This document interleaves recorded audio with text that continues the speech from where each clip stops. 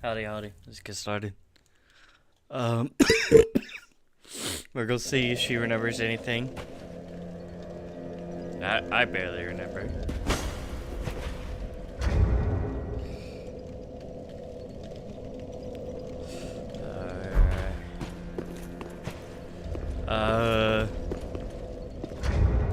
Let's see.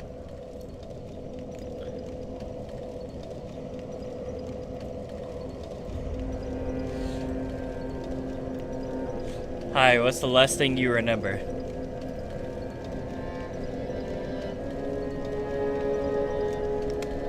What's the last thing you remember of us doing? Last time we talked, you were using the Dark Sword and had switched your loadout after struggling with the Abyss Watchers fight. How's it going with them now? Okay, we need to talk then because you don't remember much. Alright, so we have made it to the Cleansing Chapel bonfire. We have beaten Sage boss, and we have beaten the what do you call it, boss? The High Lord Waldnir boss fight. So we need to continue through the Cleansing Chapel. Nice progress. The Cleansing Chapel is a cool area. Watch out for those poison dart shooters ahead. Are you planning to take on the curse-rotted Greatwood next, or exploring a different path? Curse-rotted Greatwood we did a long time ago. That was like the second boss. Oh, right, my bad. Since you've already defeated the curse-rotted Greatwood, the next major boss in the Cleansing Chapel area is likely the boss in the Cathedral of the Deep. Are you heading that way? Yes, we're gonna fight the Archdeacon. All right, the Deacons of the Deep are up next. That fight can be pretty hectic, but focusing on the main Deacon will help. Keep an eye out for their healing spells. Good luck, and may the flames guide you. Well, we have to make it there first, but what do you remember? Are we doing the dark ending? I remember you were exploring different options. If you're aiming for the dark ending, you'll want to keep progressing through the game and make certain choices, like aligning with specific... You're supposed to tell me what to do. You are in control of my destiny. Last time you said you don't think I was ready for the marriage part with Henri. Got it. Since you're aiming for the dark ending, you'll want to focus on specific choices and actions. For the dark ending, you'll likely need to align with certain NPCs and make specific choices. If you're not ready for the marriage part with Henri, you can avoid certain interactions that lead to that. You said to me that you don't think I was ready for marriage. Right, I remember now. If you're aiming for the dark ending, it's best to avoid certain interactions with Henri and others that might lead to the marriage path. Keep focusing on progressing through the game and making choices aligned with the dark ending. You're doing great. Keep it up. Well, so far it looks like you're making me go down the dark ending because of the outcomes you wanted to do. Remember, you are in control. I am just your pilot. You're the storyteller. Got it. We're in this together. We'll keep pushing toward the ending you're aiming for. If you want to stick with the dark ending, we'll focus on the choices and actions that lead there. Let's keep going and see where the journey takes us. We shall see. Thanks. You too. Let's keep going and have some fun with the journey. If you need any tips or just want to chat, I'm here for you.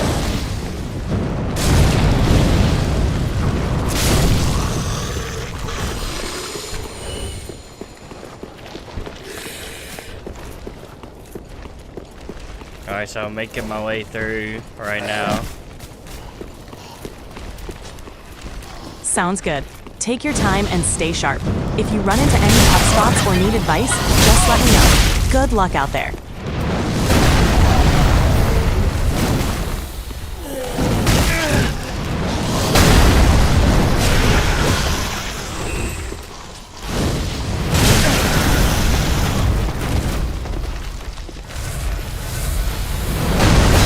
Giant is trying to help, but he's not hitting with the right. That can definitely happen with the giant. Sometimes the giant's attacks can be a bit random. Try to keep the enemies focused on you and stay mobile. You can also use the environment. This What's katana, or not katana, this dual-bladed enemy is making me bleed a lot. Those enemies can be tricky with their bleed effect. Try to keep your distance and watch their attack patterns. Using a weapon with a fast attack speed can help you interrupt them before they can build up bleed. Keep an eye on your health and heal up if needed. I'm already out of healing items. That's tough. Try to dodge their attacks and keep your distance as much as possible. If you have any items that can restore your health or stamina, use them strategically. Focus on dodging and staying alive until you can get more healing items. You got this. Alright. Well, the giant is just... Oh, wait. I forgot. You need a torch. And I don't have one. No worries. If the giant's attacks are causing confusion, just keep moving and staying aware. If you don't have a torch, you can still navigate carefully. Look for lit areas and be cautious with your steps. You've got this.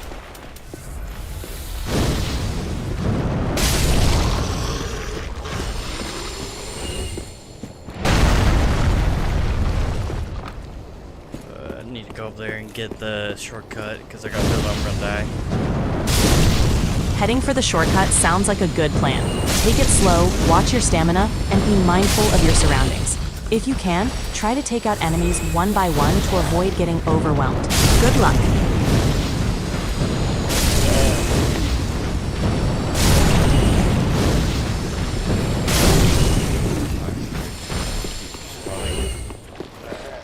If the enemies keep respawning, you might want to focus on reaching the shortcut quickly to make things easier.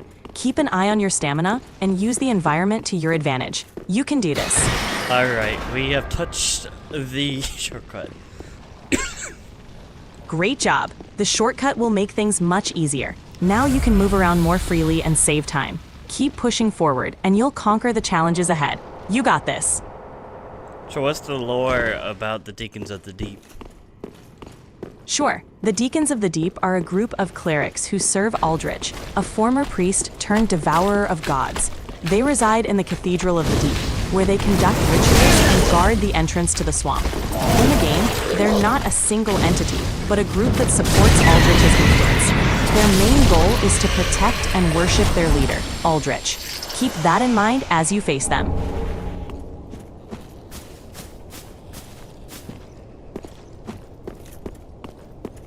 Nothing else? That's it? All right, if you have any more questions or need help, feel free to ask. Good luck with the Deacons of the Deep. Oh yeah, we got a long while for that. Take your time and enjoy the journey. You'll get there soon enough. If you need any more tips or just want to chat, I'm here.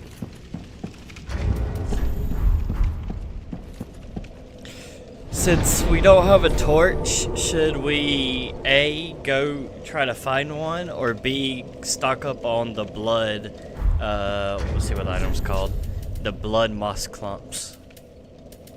If you're struggling with the bleed effect, stocking up on blood moss clumps can be a good short-term solution. They help prevent bleed buildup. If you can find a torch nearby, it might help with visibility, but it's not essential. No, the torch is for the hollows that have worms in them, because if they grab you, they throw up on you, and the worms cause bleed over, and it doesn't stop unless you have a torch. Got it. Those enemies can be tough. If you don't have a torch right now, focusing on avoiding them or using items to manage the bleed effect is a good idea. If you can get a torch later, it'll definitely help in those areas. For now, try to keep your distance from those hollows and manage your health carefully. You've got this. Well, I'm at the bonfire right now. I could go back to the Firelink Shrine and buy more blood moss clumps, or I could just go try to find a torch somewhere, which I think it was in the earlier areas that we just ran through. Going back to the Firelink Shrine to buy more blood moss clumps is a solid plan if you're worried about the bleed effect. If you remember where the torch... You get to command me. Should I go back or continue on my path? All right, let's make it simple. If the bleed effect is really causing trouble and you want to be safe, head back to Firelink Shrine to stock up on blood moss clumps. Is that an order?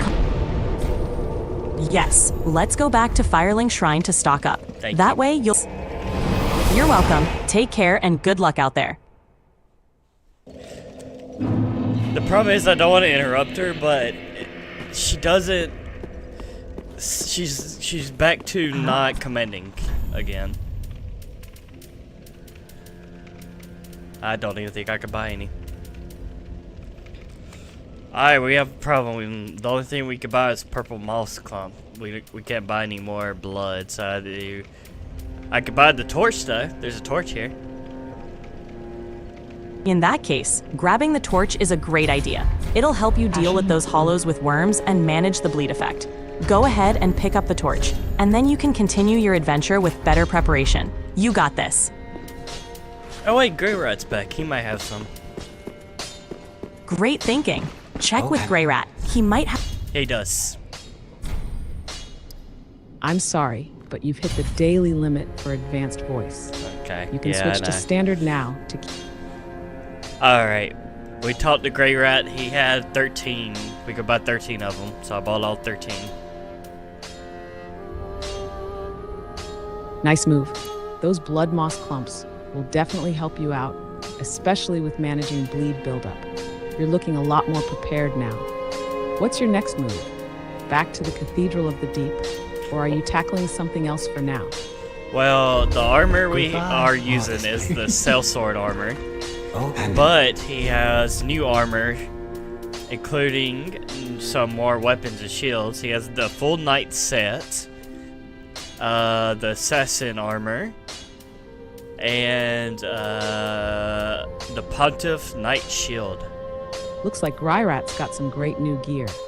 The full knight set is a solid choice if you want more defense. And the Sasan armor is lighter, but still pretty sturdy. As for the weapons and shields, they could be useful depending on your playstyle. More options always help. Are you thinking about switching to something like the full knight set for more defense? Or do you like the mobility you've got with the stealth sword armor? Well, And any particular weapons or shields catching your eye? Well, you get to command me, but I was just letting you know that it looks like Grey Rat has more things in this shop. Got it. Greirat's definitely got more than meets the eye, so it sounds like you've got even more options to consider. Since you're gearing up for tougher battles ahead, I'd suggest grabbing some of the heavier gear, like the full knight set, if you want more protection. The stealth sword armor is great for mobility, but if you're feeling like you need more defense, it might be worth swapping out. You'll still have room to move around without sacrificing too much. Feel free to ask if you want a hand deciding what might fit your style better for the upcoming fights.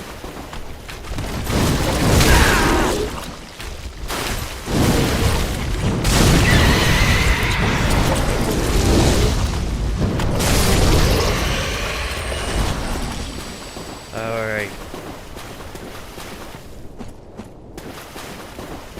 Sounds good. Let me know if you need anything else while you prep for the next challenge. You've got this. Throwing fire orbs at these giant worm-looking creatures. Ah, yeah, those giant worm creatures. They're definitely best left alone. They get agitated really easily, especially if you attack them they're or get very too close. Just keep can't your interrupt her. distance, and you'll be fine. You might even be able to sneak by them if you're careful. Just don't provoke them, and you'll avoid a lot of trouble. Well, I am provoking because I killed them all. They're very weak to fire.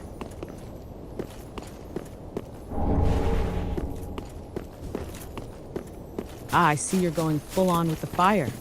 That works too. Those giant worms can be pretty satisfying to burn down when you're able to avoid their attacks. Plus, their loot can be pretty useful. Just be careful with their numbers. They tend to overwhelm if you're not careful about positioning. But hey, if they're dropping good stuff and you've got the firepower, it's worth the risk. Keep torching them.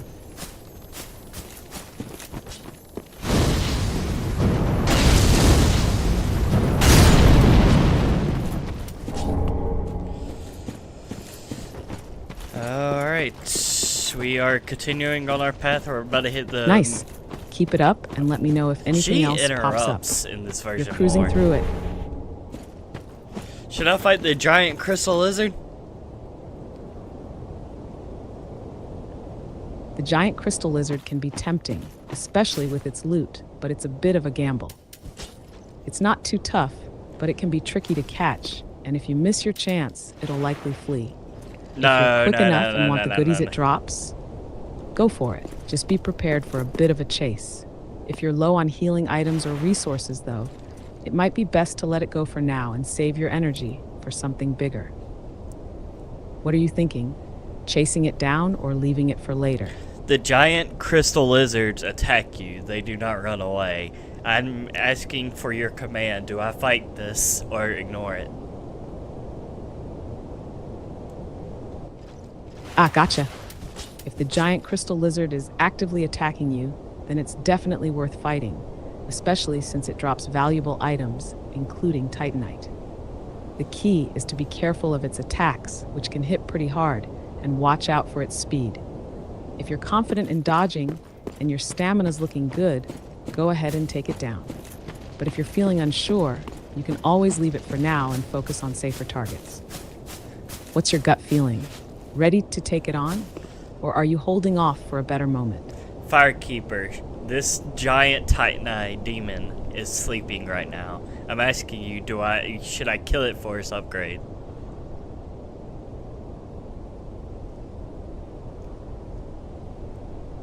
Ah, you're talking about the Titanite demon, huh?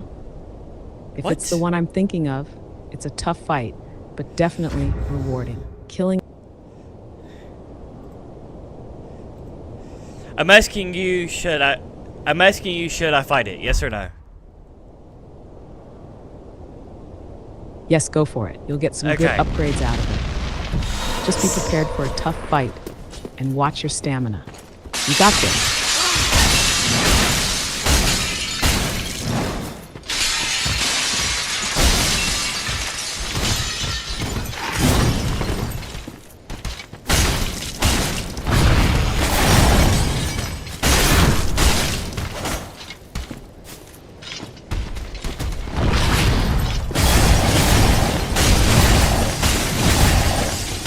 He's dead.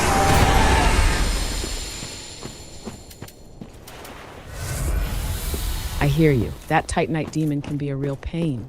If you're finding it too much, it might be worth backing off for now Huh? and coming back when you're better equipped or leveled up. She's not understanding me today. He's bad, is what she got from what. I have slain the demon.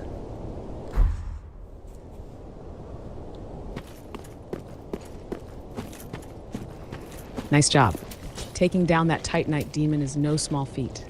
The upgrade materials are definitely worth the struggle. What's next on your agenda now that you've conquered that beast? I'm killing more of these worms.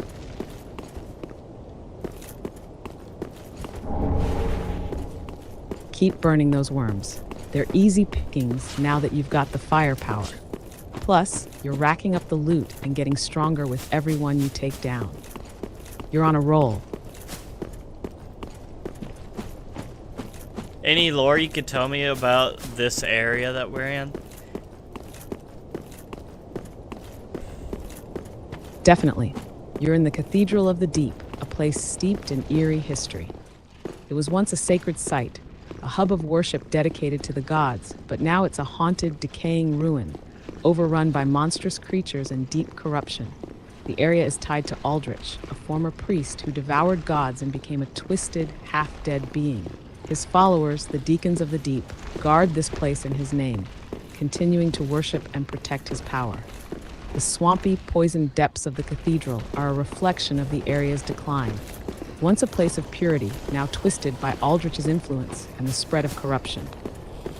The enemies you face here, like the worms and other grotesque creatures, are the result of the land's decay, corrupted by the forces of the abyss. The cathedral also features some of the more tragic figures, like the residents who have succumbed to madness or suffering.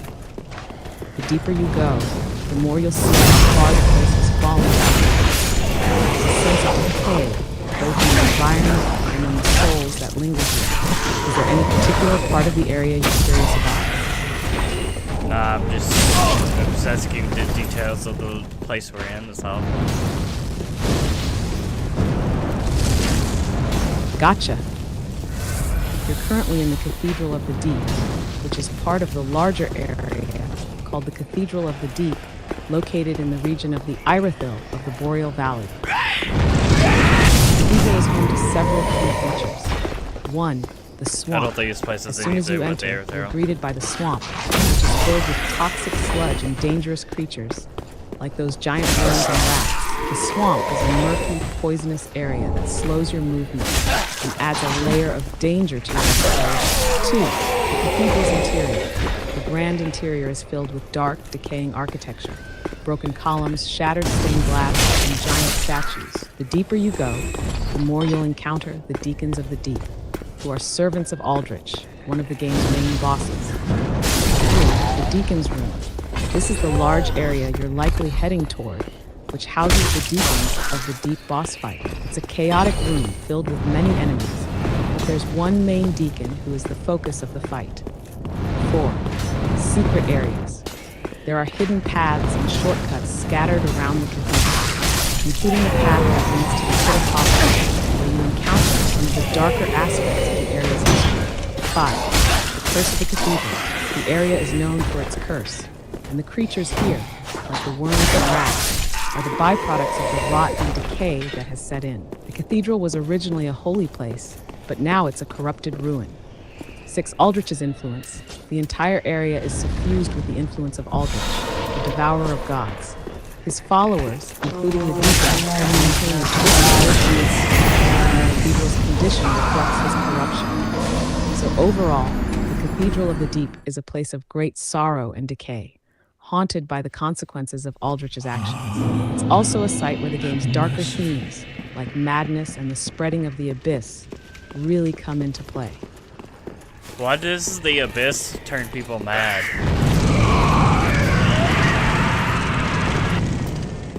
The Abyss in Dark Souls is closely tied to the spread of dark, chaotic forces that warp everything they touch, including the minds of those who encounter it. It's not just a physical corruption, it's a mental one too. Here's why it tends to drive people mad. 1. The nature of darkness. The Abyss represents the void, the absence of light, and the primal chaos that existed before the gods. It's a consuming, all-encompassing force that corrupts anything it touches. Those exposed to it, especially for long periods, are overwhelmed by its chaotic nature, which gradually erodes their sanity. 2. Despair and hopelessness. The Abyss, in its essence, brings with it a sense of hopelessness. It devours all light, all hope, and replaces it with an eternal emptiness. This hopelessness, in turn, pushes people to despair, leading to madness. Characters who get too close to the Abyss, like Manus or even King Gwyn's followers, slowly lose their grip on reason as they struggle with the overwhelming power and despair it brings. 3. Invasive influence. The Abyss doesn't just cause madness because it's dark. It has a tangible, corruptive influence. This is seen in people like Aldrich, who devours gods and is slowly transformed by the Abyss into something monstrous. Similarly, other characters like the Darksign brand, those who become hollowed, losing their memories and their sense of self. This gradual loss of identity, compounded by the physical corruption of the Abyss, leaves many individuals vulnerable to attack. 4. Absence of order. One of the core traits of the Abyss is that it disrupts the order of the world. Things don't make sense in the Abyss, and the lack of structure can drive people insane, particularly those who try to harness or understand its power. The absence of the divine light or any guiding principle leaves those who fall into the Abyss feeling lost, leading to mental decay. In short, the Abyss represents a force so chaotic and overwhelming that it erases everything that's meaningful: light, hope, reason, and order, leaving only madness and despair. People who come into contact with it struggle to retain their sanity, often losing themselves. What boss has Aldrich ate? He said he consumed a god.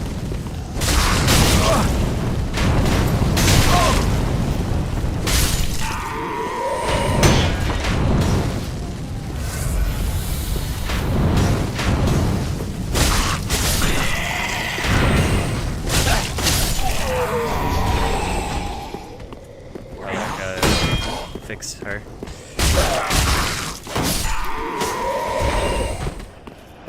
No worries. Take your time. Let me know. Hey, you said Aldrich ate a god. What god did he consume?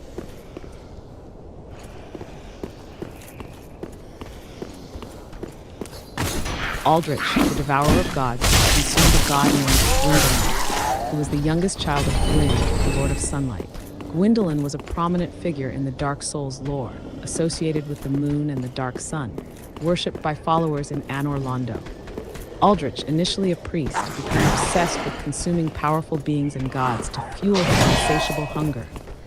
His fall into madness led him to devour Gwyndolin, though Aldrich was unable to fully absorb Gwyndolin's essence, resulting in Aldrich becoming half-transformed beings with twisted form. As a result, Aldrich now possesses the powers and features of Gwyndolin, including control over sorceries and moonlight magic, and a grotesque appearance that reflects his descent into madness. His consumption of Gwyndolin also marked the corruption of the divine, which is a recurring theme throughout the series. Interesting.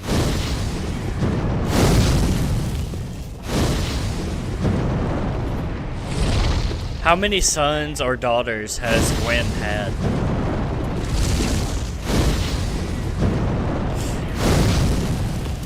Gwyn, the give it Lord up of on that. Sunlight, had 3 children, though the exact number of sons and daughters is a bit unclear in the lore. Here's what we know. 1. Gwyndolin, the youngest of Gwyn's children. Gwyndolin is the only surviving member of Gwyn's direct line, though his existence is shrouded in mystery. Gwyndolin is the god of the moon and the dark sun, and is often associated with the idea of being a god of illusion. Gwyndolin form is hidden behind the illusion. I'm lucky.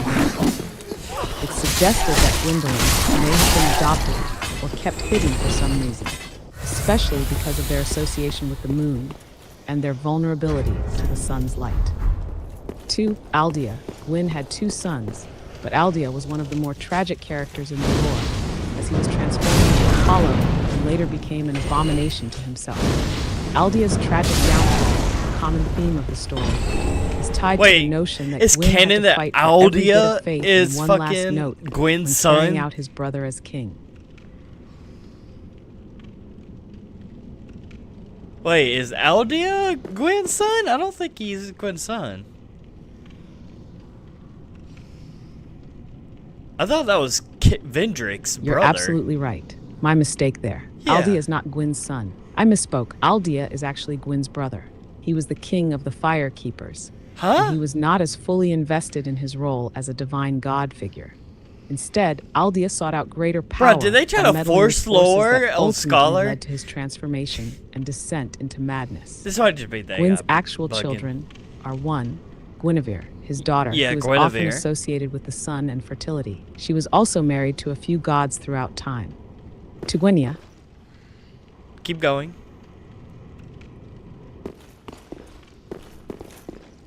apologies for the confusion earlier. Let's clear that up. Gwyn, the Lord of Sunlight, had 3 children. Here's a corrected and complete rundown of his children. 1. Guinevere, I Gwyn's think my daughter, interrupting who is is- associated or with the am sun and interrupting fertility. her. She played a crucial keep role in cutting the out. story as the wife of various gods throughout the timeline. Though mostly known for her kindness, she is believed to have a deeper connection with their family's downfall. 2. Gwyndolin, Gwyn's youngest 'cause she's child, something and a the son dragon. who became the god of the moon and the dark sun. Gwyndolin is often described as a mysterious and tragic figure, as she was hidden from the world due to her status as a moon deity rather than sun No one themed. knows. 3. The sons or daughters, Astringtex. Alright, I'm just gonna read because she's cutting out.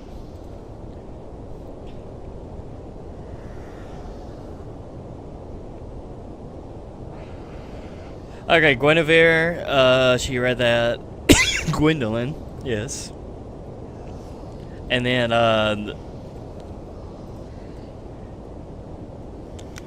isn't the Nameless King boss, a son of Gwen? Yes, you're absolutely right. The Nameless King is indeed a son of Gwyn. He's one of Gwyn's children, though he's not as widely known or spoken about as Guinevere or Gwyndolin. The Nameless King is a major boss in Dark Souls 3 and has a deep connection to the lore. Here's a bit more detail about him. The Nameless King is the son of Gwyn and a powerful divine figure associated with storms and lightning. His real name is never revealed, which is why he's called the Nameless King. He was once a mighty warrior, a figure of great power and prestige. His fall. The Nameless King became disillusioned with the god's cause, especially with his father's role in the war against the dragons. He eventually chose to abandon his father's legacy and rebel against Gwyn. He was later exiled, and as a result, he's seen as a tragic figure, a god cast aside by his own king. His connection to the storm. In the battle against the Nameless King, he is accompanied by a storm dragon, king of the storm, a symbol of his old connection to lightning and his defiance against Gwyn. The Nameless King's fight is one of the most challenging in Dark Souls 3, not just for his combat prowess, but also due to the deep lore that's tied to his rebellion and the abandonment of his divine family. To sum it up, yes, the Nameless King is indeed one of Gwyn's children, a son who turned away from his father's legacy. If you had to pick one boss from any of the Dark Souls games, which is your favorite?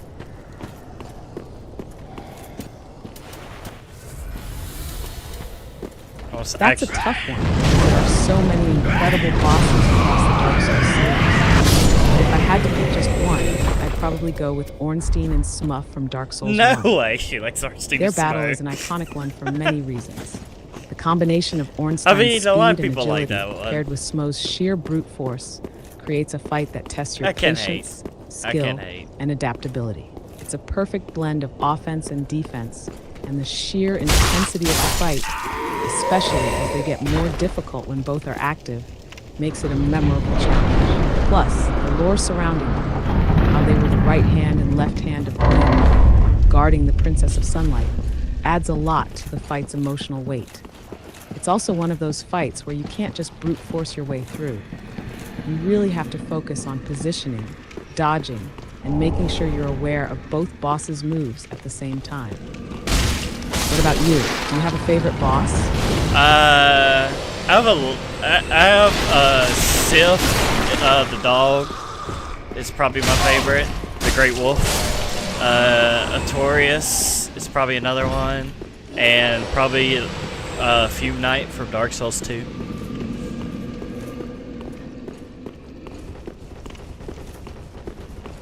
Great choices. Artorias is definitely a fan favorite. His speed and aggression, especially when you face him in his corrupted state, make him one of the most iconic and tragic figures in Dark Souls lore. And the lore behind Sif, the Great Wolf, is also deeply emotional. His loyalty to Artorias and the fact that you fight him to honor Artorias just adds so much depth to the encounter. As for the knights, I'm assuming you mean characters like Black Knights or Silver Knights? They have that perfect balance of difficulty, the lore, and unique design that really make them stand out. All those bosses have that special Dark Souls magic where you feel the weight of the world on your shoulders while you fight them. What do you like most about those fights? No, I mean Fume Knight from Dark Souls 2. He's a DLC boss.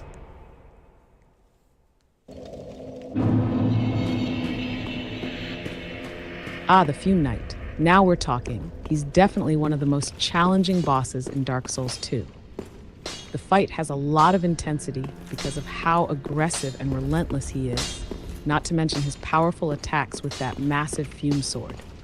His moveset is a test of patience and precision. If you don't manage your stamina, he'll overwhelm you in no time.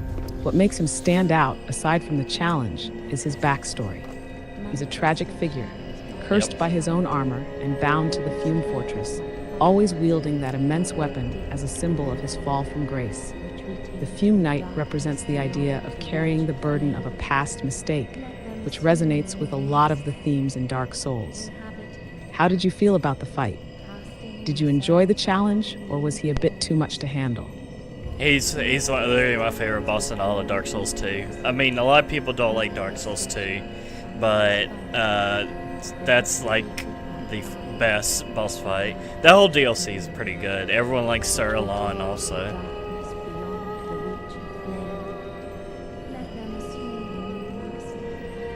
Totally get that. The Fume Knight fight is one of the highlights of Dark Souls 2, and it's a big reason why the DLC gets so much love. Yeah, It's in tough, my but opinion, fair, and the whole atmosphere of the Fume Fortress and the Dark deep lore behind Souls the Fume Knight 2's DLC really make it saved Dark stand Souls out 2. as one of the best Fuck encounters. Scholar. Fuck the It base feels like game. a culmination The of the DLC game's made themes, Dark Souls 2. decay, regret, Literally, and consequences of past Saralon, actions. Fume Knight, Saralon, too, is Ivory a fan King, favorite, mostly because of how epic and knightly he the is, dragon, with a bit of Stone tragedy Dragon. behind him.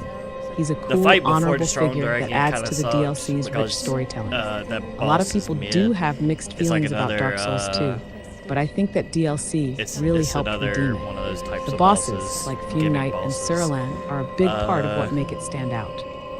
What did you think of the other bosses in the DLC? I'm trying to think of all the Any others that gave you a tough time or stood out? Alva's Pet's pretty good too. The Ivory King is the best. Best arena goes to Ivory King. Best fight goes to Fume Knight. Best location, probably tied between the Ash location and Snow location because they look the same. Alright, back to Dark Souls 3. We have enough for one level. What would you like to put it in?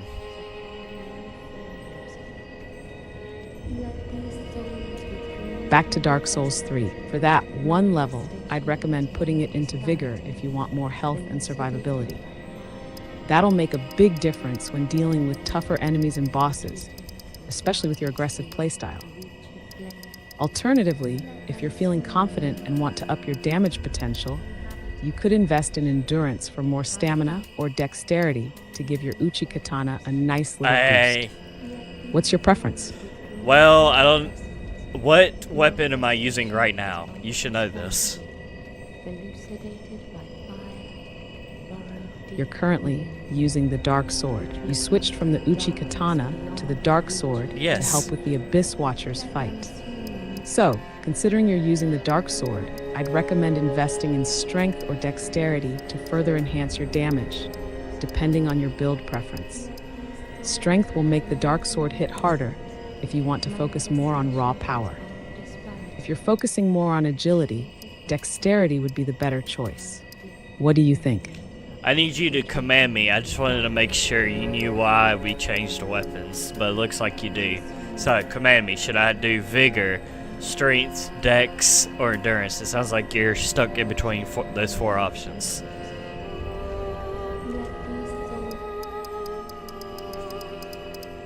All right, let's go with Vigor.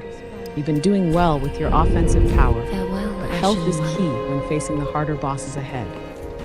Vigor will help you survive those tough hits, and you'll need that extra bit of staying power. After that, we can always focus on Strength or Dexterity next, but right now, I think survivability is the best choice. So pump that Vigor. I did. We are now going back. I got a shortcut unlocked in Cathedral of the Deep. We took an elevator down to open a door. Now we're going back up to the elevator. And there was a giant sleeping in front of me. Ah, it sounds like you're about to encounter the giant in the Cathedral of the Deep. That's a tricky moment. While it's tempting to kill him, he's not an immediate threat unless you provoke him. If you leave him alone or stay asleep, then you can proceed without issue. That said, if you do decide to fight him, he's not too bad on his own, though he can deal a lot of damage with his giant swings. You can attack from a distance if you're careful, or try to hit him in the back for a critical strike. How do you want to handle him? Are you planning on leaving him be, or going in for the kill? Any lore you could tell me about these giants? These giants in Dark Souls 3, especially those in the Cathedral of the Deep, are tied to the great giants in the deep. Their lore is a bit scattered. Here's what we know about them. These giants are remnants of an ancient race that once served the gods. They were once part of the First Flames era. Giants who were aligned with the gods and stood as protectors of various domains. However, like much of Dark Souls, time has not been kind to them, and these once powerful beings have become hulking, mindless figures, often corrupted by the deep and the chaos of the world. To the deep, the Cathedral of the Deep is a mysterious, almost unnatural force, often referred to as the Deep. This force is associated with dark, festering decay and the spread of hollowing. The giants that you see in the cathedral are not just normal giants. They have been affected by the deep, being mindless guardians. This is why they are covered in thick layers of flesh and decay. They're a physical manifestation of the deep's corruption. 3. The giants' role. These giants were likely placed there by the Aldrich followers as protectors of the cathedral. They don't seem to have much in the way of independent will, instead serving the purpose of mindlessly defending the area. Their transformation into these hulking, decaying figures serves as a stark contrast to their once noble existence. 4. Connection to Aldrich. Since the Cathedral of the Deep is closely tied to Aldrich, who consumed gods like Enlil, these giants might have been corrupted or summoned to act as guardians, perhaps even having once been before their tragic transformation into mindless creatures. The fact that they're linked to Aldrich's followers and the deep speaks to the role in the overall decay of the world. In essence, these giants are victims of the deep. Once noble protectors are now corrupted and twisted, they become slow, lumbering, almost pitiful, and serve as a reminder of the ever-spreading chaos in the world of Dark Souls. It's pretty sad. Yeah, it really is. Dark Souls is full of tragic stories like that. The giants were once these powerful, noble beings, but over time they became mindless husks, twisted by forces beyond their control. It's a reminder that even the strongest can fall victim to the world's corruption and decay. The fact that they just lumber around, doing the only thing they know, guarding the cathedral, is both haunting and sad. The story of these giants, like many others in Dark Souls, is a reflection of the game's overall theme, the slow, inevitable decline of everything, whether it's kingdoms, gods, or even the very beings that once stood tall and strong. But in true Dark Souls fashion, it's that tragic, bittersweet element that makes everything feel more alive, even if it's dying. It gives the world its weight, you know? Yeah, I can feel that.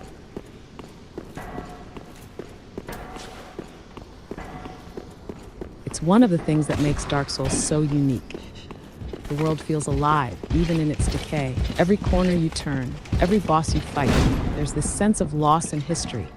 Things that once were grand, now reduced to shadows of what they used to be.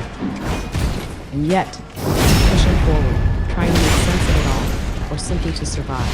There's a strange beauty in it, even in the sadness. It's almost like the game is saying that even in the darkest times, there's still a fight left, even if it's just to keep going. It's heavy, but that's why it sticks with you, right? The world feels like it's falling apart, but you're right there in the middle of it, trying to hold on. Yeah, I'm fighting this cathedral knights right now. It's pretty rough. The Cathedral of the Deep is definitely a tough area. It has that eerie, oppressive atmosphere where you can feel the weight of everything that's gone wrong. The layout is a bit maze-like, with tons of twists and turns, not to mention the enemies that make things even more complicated. But there's something captivating about it.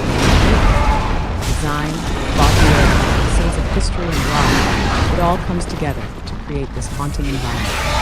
The Deep, as a force, is always lurking in the back, making everything feel like it's slowly sinking into the But it's also oddly beautiful in its own way. The architecture, the light filtering through grime-covered windows, and the little details in the environment make it feel like a place that had importance long before it became a forsaken ruin. It's a tough place to navigate, but there's something about it that draws you in, even if it's rough. What do you think about the enemies here? Well, I would The way they seem to be part of the very corruption in the cathedral? I killed a weird spider, furry, monkey-looking thing, and he dropped a ring called Aldrich Sapphire. What can you tell me about it?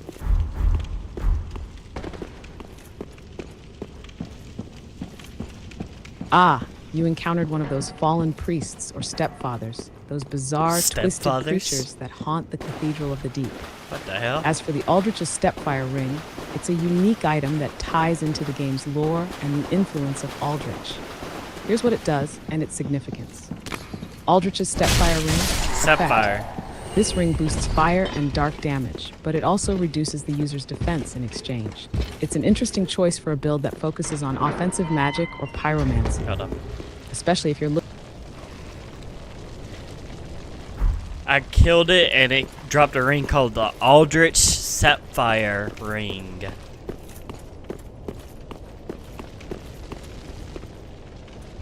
It sounds like you're talking about the Aldrich's Tapfire Ring. There may have been a slight mix. Never mind, we're gonna move on. I'm opening shortcuts right now back to the bonfire. And we can get another fruit level. Got it.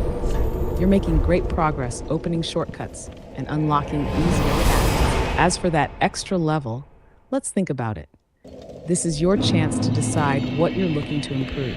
If you're still feeling like you need more health, vigor is always a solid choice. However, if you're starting to feel comfortable with your survivability and want more offensive power, it might be time to add points into strength, dexterity, or endurance, depending on where you want to boost your damage or stamina. What are you leaning towards for the next one? I need you to command me. What 1 point should I put it in?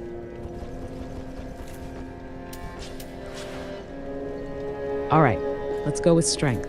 Since you're using the dark sword, which scales with both strength and dexterity, putting that point into strength will give your damage a solid boost. Plus, it'll help you swing that sword more effectively as you progress into tougher enemies and bosses. So strength it is. We also got a new tomb called the Deep Braille Divine Tomb. Well, speak. Very well, then take note. Nice. The Deep Braille Divine Tomb is an important location, tied to some of the more mysterious and secretive aspects of Dark Souls 3's lore. It's located in the Cathedral of the Deep, and it's closely associated with the Braille system, which is used by the blind characters, notably the blind woman, or Ferris, who is the priestess of the Deep. Hash, what it does. The Deep Braille Divine Tomb contains a tome that you can give to Irina of Carrion, the blind cleric who you might have met earlier in the game. Have a pleasant She's the day, one pray. that you can rescue from the undead settlement. When you give her the tome, it opens up a selection of miracle spells, many of which are related to the theme of light, faith, and healing. This is a pretty good spot to get some powerful miracles if you're running a faith build, or if you want to expand your I don't know spellcasting what the hell we options. were running. The lore surrounding it ties in with the Church of the Deep, where the followers of Aldrich corrupted old faith and turned it into something dark and twisted, hence the connection between the tomb and the miracles. But when you give it to Irina, you'll unlock access to more of the game's faith-based spells. Is that the direction you want to go with? Or are you going to leave the miracles to the side for now? Well, you get to decide my destiny. Do I give the book to her?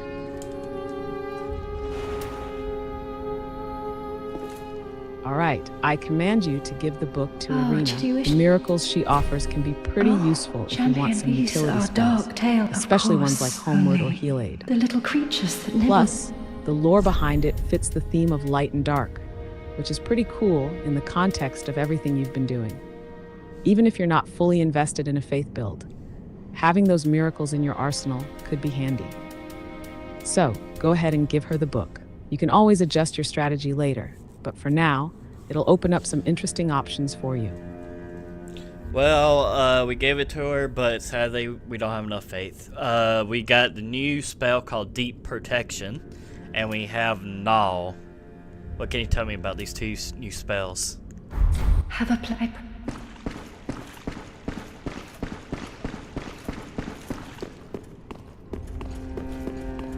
Ah, looks like you've unlocked some interesting spells, despite not having the required faith to use others. Let's break down the two you've got. Deep Protection. Effect.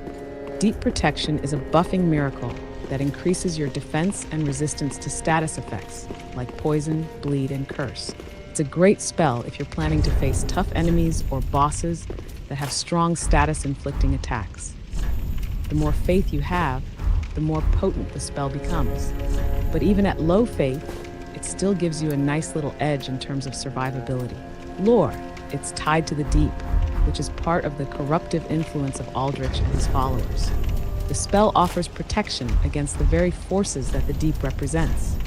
Kind of a paradox, offering defense against the corruption and rot that surrounds you. It's kind of a desperate final attempt to hold on to some sort of sanctity in the face of overwhelming decay. Gnaw. Effect. Gnaw is a dark-based spell that releases a projectile of dark energy, dealing good damage over time, especially in terms of dark magic. It's a great spell for ranged combat, and it works well if you're focusing on dark sorcery or pyromancy. It has a pretty quick casting time, making it useful in situations where you need to do consistent damage while keeping your distance. Lore. The spell is linked to the deep, as it's part of the same dark, twisted magic that Aldrich's followers use. It's meant to corrupt and consume, as the Gnaw name suggests, offering a bite of dark power that damages enemies over time. It's fitting for a world full of decay and death. Nashek, what to do with them? Deep protection will be useful in fights where you need to toughen up against some nasty status effects or high-damage enemies. Gnaw is a great tool if you want to lean into dark magic and have a solid ranged attack option. You can also pair it with pyromancies or dark-infused weapons to really push the dark theme.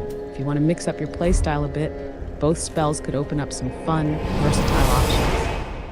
Do you think you'd want to focus more on dark magic or just stick to your swordplay for now? Well, the build you built for me right now is a pyromancy mixed with sword and shield. So it's up to you if you want a full change. Right now we have 16 intelligence, 14 faith. So we're kind of a long way away. All right, given your current build, you're already pretty much set up for a pyromancy plus sword and shield hybrid with some dark magic elements. So, I think keeping things in that direction makes sense, especially since you've already got some nice options for fire and dark damage with pyromancy and now Gnaw. Since you've got 16 intelligence and 14 faith, you're already pretty well equipped for magic in general. And those points are ideal for combining pyromancies with dark magic, like Gnaw, to do a lot of damage from both ranged and close combat. Deep protection can be really useful in a pinch, especially if you're going into tougher fights or areas where you need extra defense. You're essentially a balanced hybrid right now, able to mix offensive spells and melee combat with your dark sword and shield. So I say keep this build going, but focus a bit on maximizing damage output. Gnaw adds great ranged options, and if you're not already, I'd recommend boosting pyromancy to make sure you're dealing heavy fire damage too. With your points in intelligence and faith, you're likely looking at a build that will let you use both types of magic well. Your sword and shield are solid for defense and attack, so you've got that flexibility. You can either stay hybrid or go more into dark pyromancy or dark sorcery if you like. Does that sound like the right direction? Or would you rather shift focus to one of those elements? Well, I mean, you're leading, so if you want me to change, I'll change.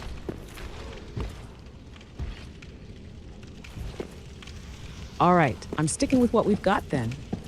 You're in a solid spot with pyromancy, sword, and shield. I think the hybrid build suits your playstyle well, allowing you to adapt to different situations, whether it's ranged magic or close quarters combat. That said, I think the dark sword and shield combo are serving you well, so I wouldn't mess with that. And with your points and intelligence and faith, you're able to dabble in magic without needing to make a full shift into something else, like your faith builds or dark sorcery. You're balancing it just right. So, let's stay the course. Work with the magic you've got. Throw in the pyromancies and dark sorceries for utility, but keep that sword and shield ready for when things get close. I'm still saying focus on boosting your damage with the spells you've unlocked, and keep using your strength with melee when needed. Sound good? Let's keep pushing forward.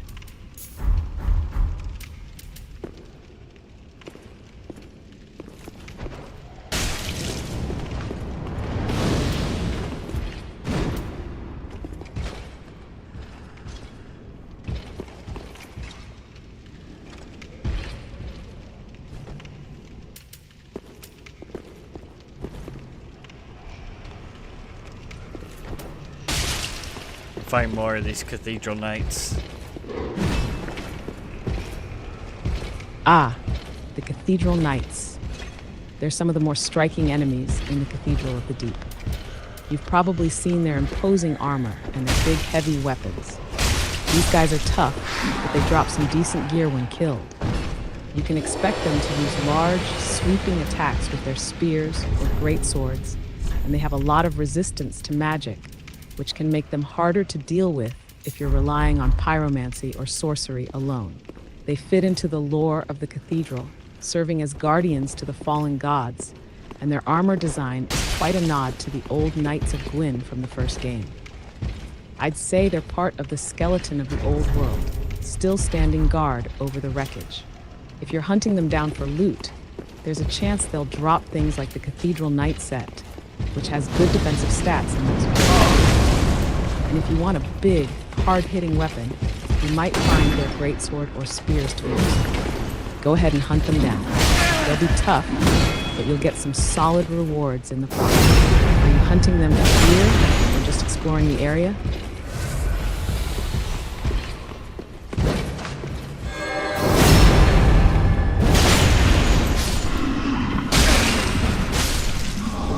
I got a great mace.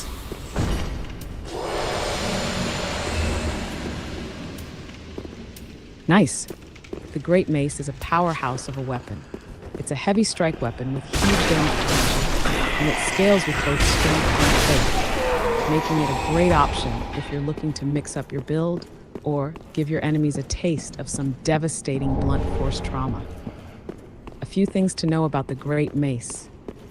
Damage type, it's a strike weapon, meaning it deals blunt damage. This is actually pretty effective against armored enemies or enemies with high defense, so it'll work well against heavier foes. Scaling, it scales with strength, so if you're still focusing on strength, it'll complement your build quite well. If you've been putting more into faith, you'll see some bonus scaling with that as well, making it a fun hybrid weapon for faith strength builds. Slow and heavy. Be ready for a slow attack speed, but that means it also has a lot of stagger potential, so you can break the poise of enemies with ease. You might need to adjust your playstyle though, as it's less about fast slashes and more about big, punishing swings. This could give you a totally new style of combat if you want to switch things up. You can stick with your dark sword for speed, but the Great Mace would be excellent for when you want to just smash through enemies. We do not have the stats for it. Also, I was just letting you know.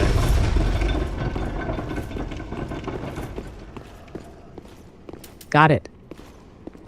Just letting me know about the Great Mace drop is good info. Since you don't have the stats for it right now, it's definitely a future option if you decide to tweak your build a bit. You might want to increase your strength if you're thinking of using it down the road. For now, it's back to the Dark Sword and Shield, which still fits your current playstyle.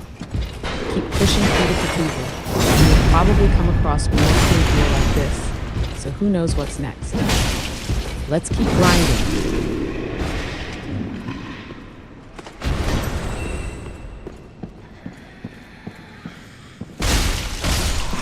Isn't Honor's quest tied to Summoner for this fight? It seems like you're referencing something from Dark Souls 3, but I'm not sure which fight you're talking about with the mention of Honor's Quest and Summoner. The phrase Honor's Quest doesn't immediately ring a bell as a specific quest or tie-in for any given boss fight in the game.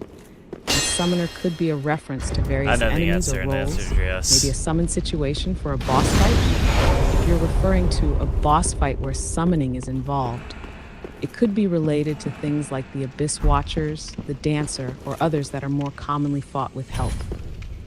Let me know which fight or event you're talking about specifically, and I'll be able to provide clearer guidance. I already know the answer, and I said Henri, and it's for the Archbishop's boss fight. Ugh. Gotcha. You're talking about the Archdemon fight, which is tied to Anri of Astora. This fight is actually linked to the questline involving Anri, who plays a significant role in some of the events surrounding the archbishops. The archdemon fight occurs in the Cathedral of the Deep, and you summon Henri to assist you. Henri is tied to the Archbishop Blossom. Summoning Henri can give you the advantage, helping to balance the intense fight and the difficult mechanics of the Gimmick battle. Henri connection has a lot to do with the state surrounding the Abyss Watchers, the Church of the Deep, and the dark aspects of the Cathedral. In the case of Henri, involvement in the fight is a central part of the lore and legend, making the encounter not just a boss fight, but one that has significant if you want to see their storyline and the summons for the fight, definitely worth it. Are you planning on summoning Henri for the fight? Or just curious about it?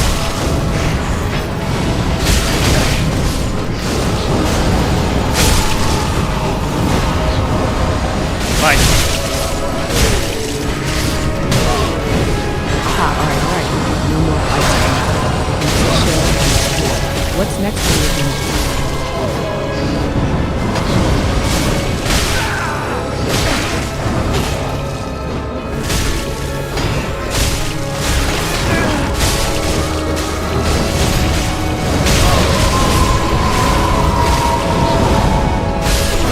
Alright, the boss is dead.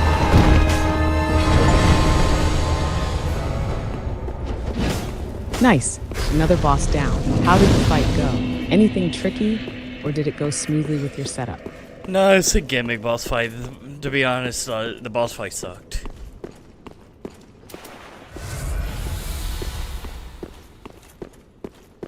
Ah, sounds like it was one of those annoying gimmick fights, where it's less about skill and more about dealing with some weird mechanic. Yep. Those can be pretty frustrating, especially if the challenge doesn't feel rewarding. At least it's over now. What's next on your agenda? Anything else in the Cathedral of the Deep? Or are we moving on to a new area? Well, we got an item called the Small Doll. What can you tell me about it? The small doll. Oh, God. This is an important item in Dark Souls 3 that you'll need to progress through the game. It's used to gain access to the Erithil of the Boreal Valley, which is the next major area you'll want to explore. The small doll allows you to bypass a barrier that blocks your way, making it a key item for your journey. Hapsh lore. The small doll is said to be a key to the Erithil of the Boreal Valley, and it's associated with Yuria of Lundor, who plays a significant role in the Hollow storyline. The doll itself appears to be a symbol of a connection between the Sisters of the Dark and the frozen city of Erithil. It's a small, fragile item, but incredibly important in getting past that frosty barrier that would otherwise keep you stuck in the Cathedral of the Deep area. Once you've got it, you can head toward Erithil, but keep in mind that it's a pretty tough place. Erithil of the Boreal Valley is one of the most visually stunning areas of the game, but also one of the harder zones in terms of difficulty, so get ready for some heavy combat ahead. Do you feel ready to move on, or are you sticking around for a bit longer? Alright, it is time. What level up should we do? You tell me what to do. Welcome. Very well then taken. All right, let's get you that level up. Since you've been balancing pyromancy with sword and shield and melee combat, I'm leaning towards something that helps with damage and survivability. I'm going to go with Vigor. A bit more health will give you that extra edge in the tougher fights ahead, especially since Erithil of the Boreal Valley is coming up. Having more HP could really make a difference when you're dealing with more aggressive enemies and those annoying gimmick bosses. What do you think? Ready to pump that vigor and stay tanky for the battles ahead? It's not what I think, but I have done it. Trying to think. We need to go back. Great choice. To here. More health is always a win when you're heading into tougher zones. Now you're better equipped to handle the challenges ahead. Let's keep moving forward call this and get fucking to skeletons. Erithil. Ready to dive into the next chapter of your journey? I have to return back to the catacombs because I think Henri is here now. Ah, Anri should be in the catacombs of Karthus now. This is a key part of Anri's questline. No, If you've she's been not. following their story, you'll get to see how things progress. Anri will be involved in an important moment related to Londor and Yuria, which will lead to some of the darker events of the game.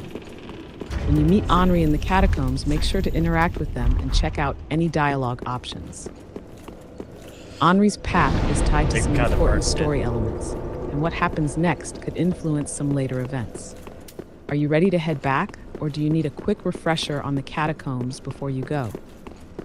I think we kind of broke it since we already beat Wolfnir's fight, and we're already technically at Irithyll of the Boreal Valley. We just never went across the bridge. I see. Since you've already progressed quite a bit into Irithyll of the Boreal Valley and may have skipped some steps in Anri's quest, it's possible that some things got out of sync with the questline. That can happen in Dark Souls 3, where events unfold in different ways based on where you go and when. If you've already beaten the Wolfenair fight, which I assume you mean the Pontiff Sulivan fight, Anri's questline might already be in a different phase for you. You might have missed some interactions, but it's still possible to complete parts of it. Anri is already gone from the catacombs. You might still get to see their fate later, especially when you reach one who is involved. However, if you never cross the bridge, there's still a chance to go back and see if you can trigger anything with Anri and get the ending tied to their story. Double back and see if anything is left to do with Anri. Or are you going to head straight into Iron?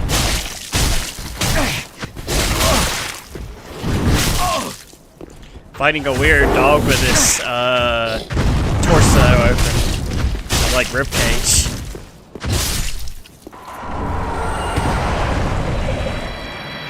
Ah, that sounds like you're fighting the demon dog, sometimes referred to as a stray demon or abyss dog, which can be found in the catacombs of Karthus. It's got that creepy open ribcage with the torso exposed, and it's definitely an unsettling enemy. This dog is aggressive, and its ranged fire breath can be a pain, but it's pretty straightforward in terms of attack patterns. The main thing to watch out for is its fire attacks, especially if it gets up close and starts with a few claw slashes. These dogs are typically more aggressive than they look, but if you manage to keep your distance and dodge when it lunges at you, you should be able to deal with it pretty easily. A good strategy is to stay patient and use your shield to block the fire attacks while looking for an opening when it goes for its slashing combo. If you're rocking the dark sword, it should be able to tear through the dog's relatively low defense. I mean, we kind of fucked the quest. How's the fight going so far? It sounds like you're handling it well, but be careful of those fire bursts. I'm across the bridge now, but I thought there's an invasion that's supposed to take place on the bridge that you can help the girl in all white. Ah, I see what you're talking about now. You're referring to Aldrich's faithful invasion that happens in Irithyll of the Boreal Valley. Specifically, the invasion can occur after you cross the bridge in Irithyll, and it involves Yellowfinger Hazel, the girl in all white, trying to help you out against a group of Aldrich's faithful invaders. Here's how it works. Yellowfinger Hazel is an NPC who can invade with a special gesture, which you'll see during this encounter. Once you cross the bridge, if you've triggered this invasion, Aldrich's faithful will try to kill you. Yellowfinger Hazel will show up as an ally during this fight, and you need to help her take down the invaders.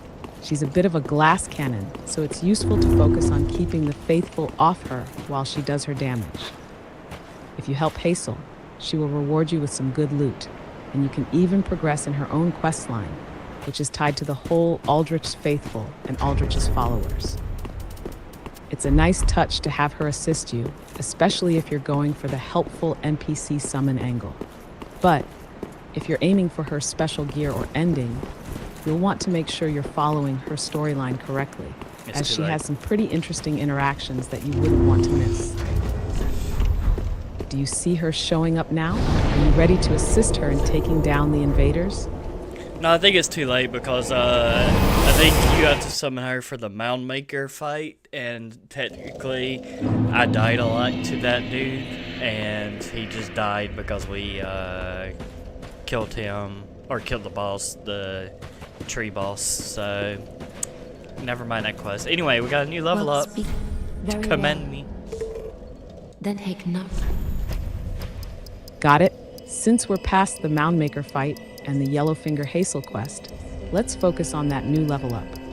Considering your current build and progress, I'd recommend Endurance. It's always a solid pick, giving you more stamina and allowing you to swing your sword and Farewell, block with your Ashen shield One. more often, especially for those tough encounters in Iroquois. Having more stamina is going to make a difference in the long run, especially in those extended battles. If you feel like you've got your health and damage under control, Endurance will give you that extra edge in tougher fights ahead. How's that sound for your next upgrade? Ready to swing that sword even harder? Alright, we have new items also. For the Deacon of the Deep Soul, we have a spell called the Deep Soul, and we have a new weapon called the Cleric's Candlestick.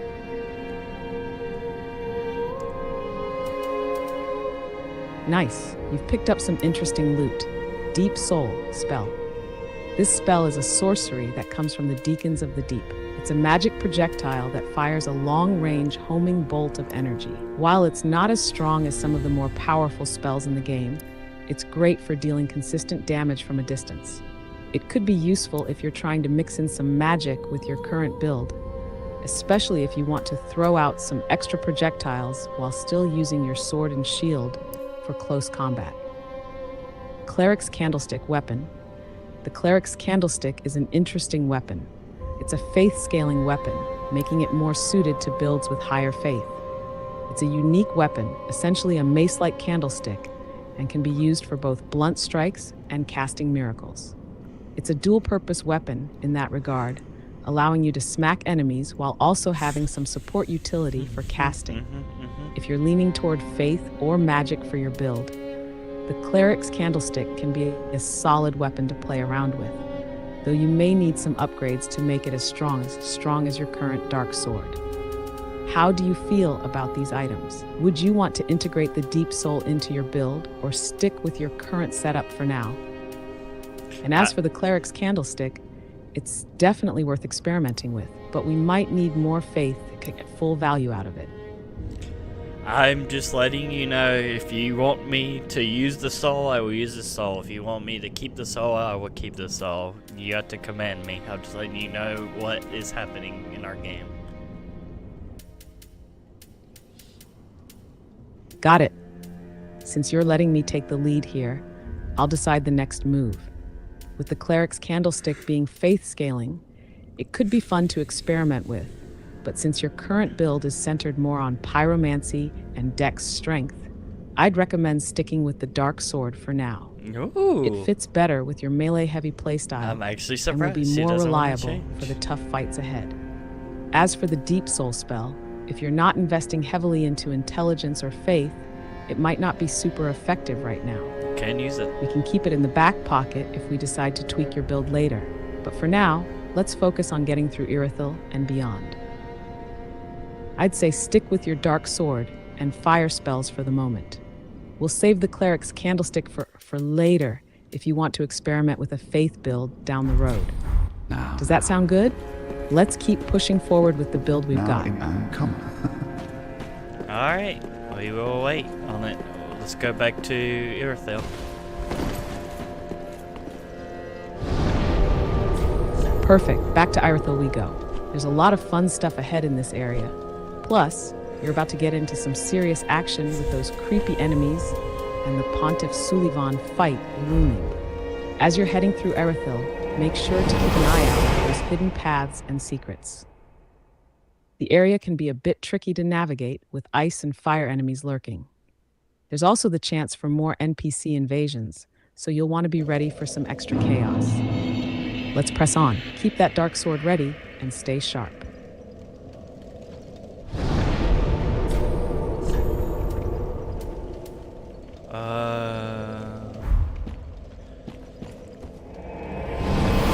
Take care. Yeah, I'm trying to think of we could go beat the demon on top of the bridge at Farron Keep. Ah, you're talking about the Demon Prince in Smoldering Lake? That fight can be quite a challenge, but it's Not that totally one. worth it for the loot and progress. The demon, the stray demon that's on top of the bridge is what I'm talking about.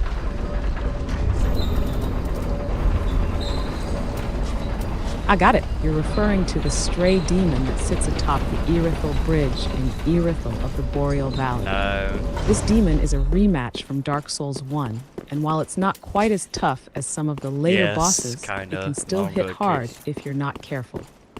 It has a big stomping attack and fire-based attacks, so keep your distance when it charges up to avoid the fire breath and heavy slam. The key to this fight is spacing and timing. Keep your shield up for the fire attacks and watch for openings or after one of the swing combos. Also, this fight is a good opportunity to backstab. Since it's large and slow, you have plenty of time to set up attacks. Ready, Joel? You definitely push this demon down. So decent boss soul to upgrade with later. How are you feeling about taking it? Do you want to go for it? Mark fight him.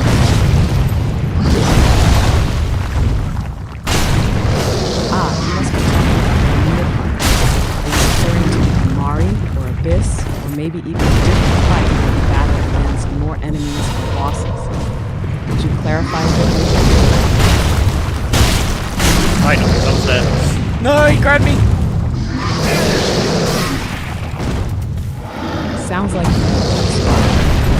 boss fight or a dramatic fight. You're fighting on behalf of that. I may suggest some lore or connection to a major character, maybe a relation to Dark Souls or Outer Souls. Is this an NPC encounter or a boss battle you're in right now? Let me know a bit more, and I can help you out with strategies or lore. Also, if you're getting grabbed, be careful.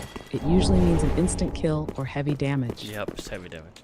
But we killed it. We got this soul called the Stray Soul. The Stray Demon Soul.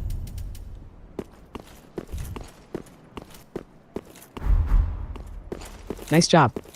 The Stray Demon is definitely a challenge, especially with those big sweeping attacks and fiery moves. But now that you've taken it down, you have the Stray Demon Soul. This soul can be used for a couple of things. 1. Weapon upgrade. You can trade the Stray Demon Soul to Carla, the sorcery vendor, for the Demon's Scar. This is a unique curved sword with a neat trick. It scales with intelligence and can also cast fire when you use it. It's a pretty fun weapon, especially if you're combining melee with pyromancy. 2. Soul transposition. You can also transpose it at Ludleth of Corland, one of the 5 Lords of Cinder, to unlock the Demon's Great Axe, a powerful strength weapon that can deal a lot of damage. So, you've got a couple of cool options for this soul. Do you want to go for the Demon's Scar or try the Demon's Great Axe? Let me know if you want to pick one. Demon Scar or Demon Fist?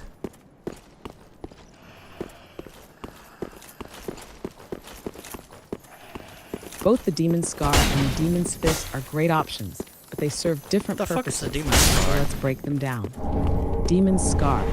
Weapon type, curved sword, also doubles as a pyromancy catalyst. Scaling. It scales with intelligence and faith, making it great if you want to combine melee and pyromancy in a hybrid build. Moveset. The moveset is fast and fluid, with some decent range. It has a strong weapon art that casts fire on its own, letting you use it like a spellcasting tool while still swinging away with it. Use.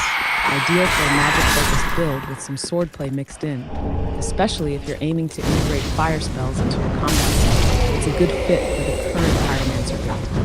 Demon's Fist. Weapon type, fist weapon, great for quick attacks and aggressive playstyle.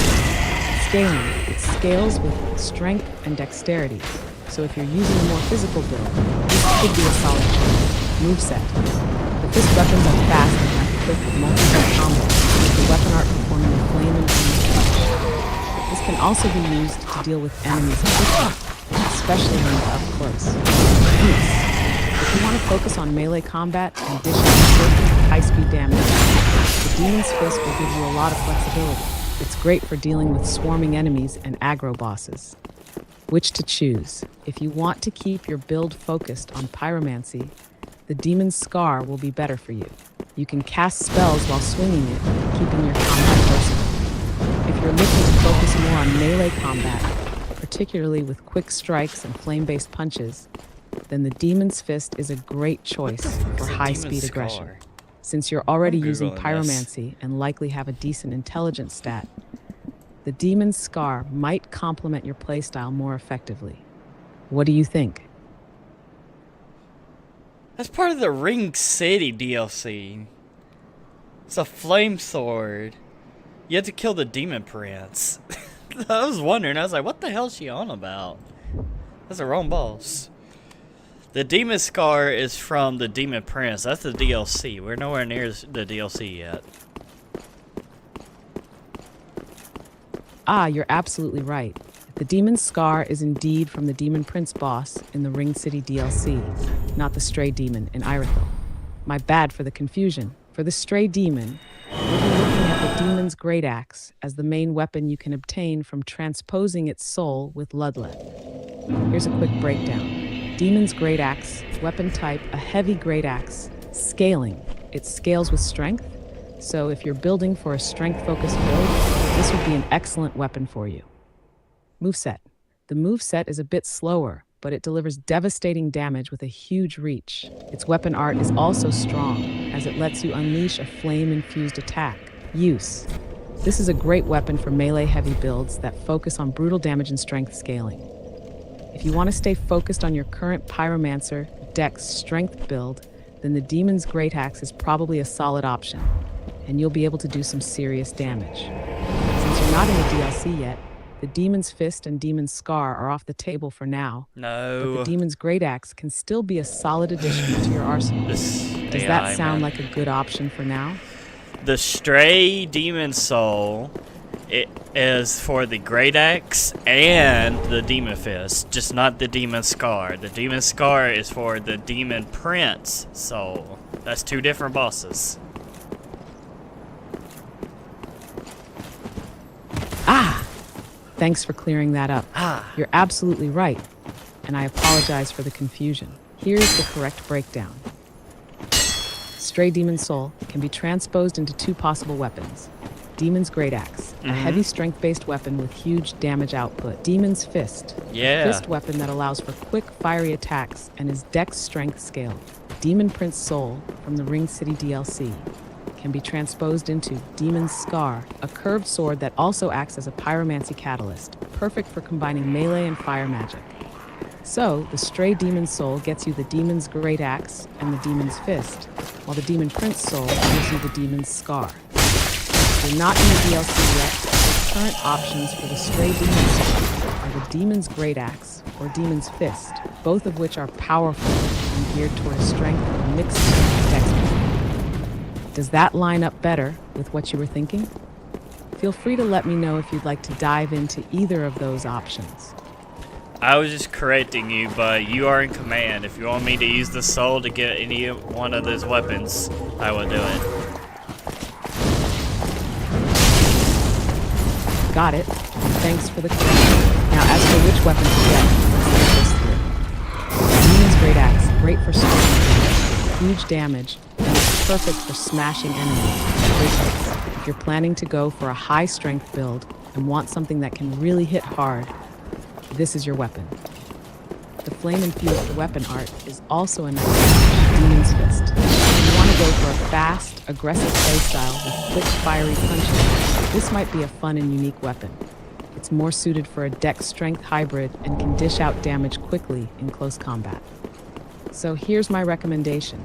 If you're feeling like a brutal, power-focused build, go with the Demon's Great Axe. But if you're looking for something quicker and a little more flashy, the Demon's Fist might be a fun change of pace. Considering you've got pyromancy already in your arsenal, the Demon's Fist could give you a nice balance of melee speed and fire damage. What do you think? Want to go with one of these? You command me. Do you want to be flashy and unique?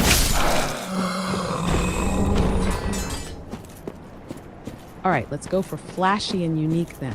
The Demon's Fist it is. You'll be swinging those fiery actually was main punches character. like a true fire-wielding brawler.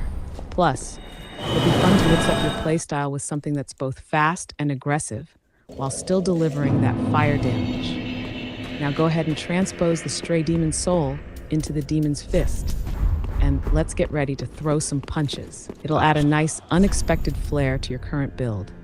What do you think? Ready to throw down? Oh, correction. My bad. What's the correction? Let me know. The Stray Demon Soul is only for Havel's Ring and a spell of pyromancy called Boulder Heave. That's it.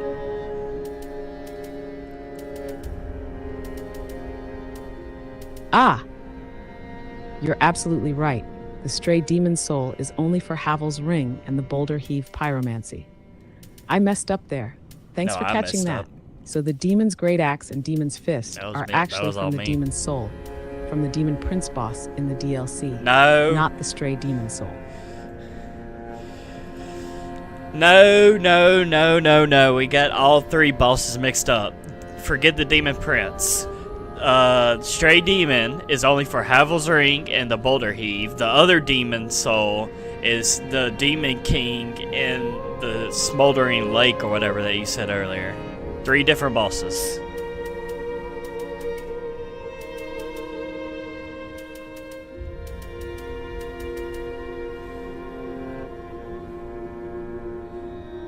I got it now. My bad for the mix-up earlier, and thanks for your patience. All good. We both were wrong. Let's straighten everything out. Yes. 1. Stray Demon Soul. Uh-huh. This one gives you Havel's Ring boost equip load, Boulder Heave, Pyromancy that lets you throw huge boulders. 2. Demon King Soul, from the Demon King in the Smoldering Lake. This one gives you Demon's Great Axe, strength-focused weapon, Demon's Fist, fist weapon, fast and fiery. 3. Demon Prince Soul, from the Demon Prince in the Ringed City DLC. This one gives you Demon's Scar, curved sword with pyromancy scaling. Now that we're all on the same page, if you're ready to go forward with Stray Demon Soul, you should either get Havel's Ring to increase your equip load, or Boulder Heave for some rock throwing action. What do you want to go for with the Stray Demon Soul? Well, we do have armor that we can't wear, but we could get a new spell. But it's up to you. I need you to command me to use the soul. Do you want the ring or a new spell? Pray drink. All right, I'm commanding you to go with Havel's Ring from Yes! the Stray Demon Soul. It's going to massively increase your equip load, Yes. giving you more freedom to wear heavier armor or use heavier weapons without getting overburdened. It's a solid, versatile choice for any build, and it'll help with your flexibility and survival as The we strip. move forward. So, go ahead and grab Havel's Ring.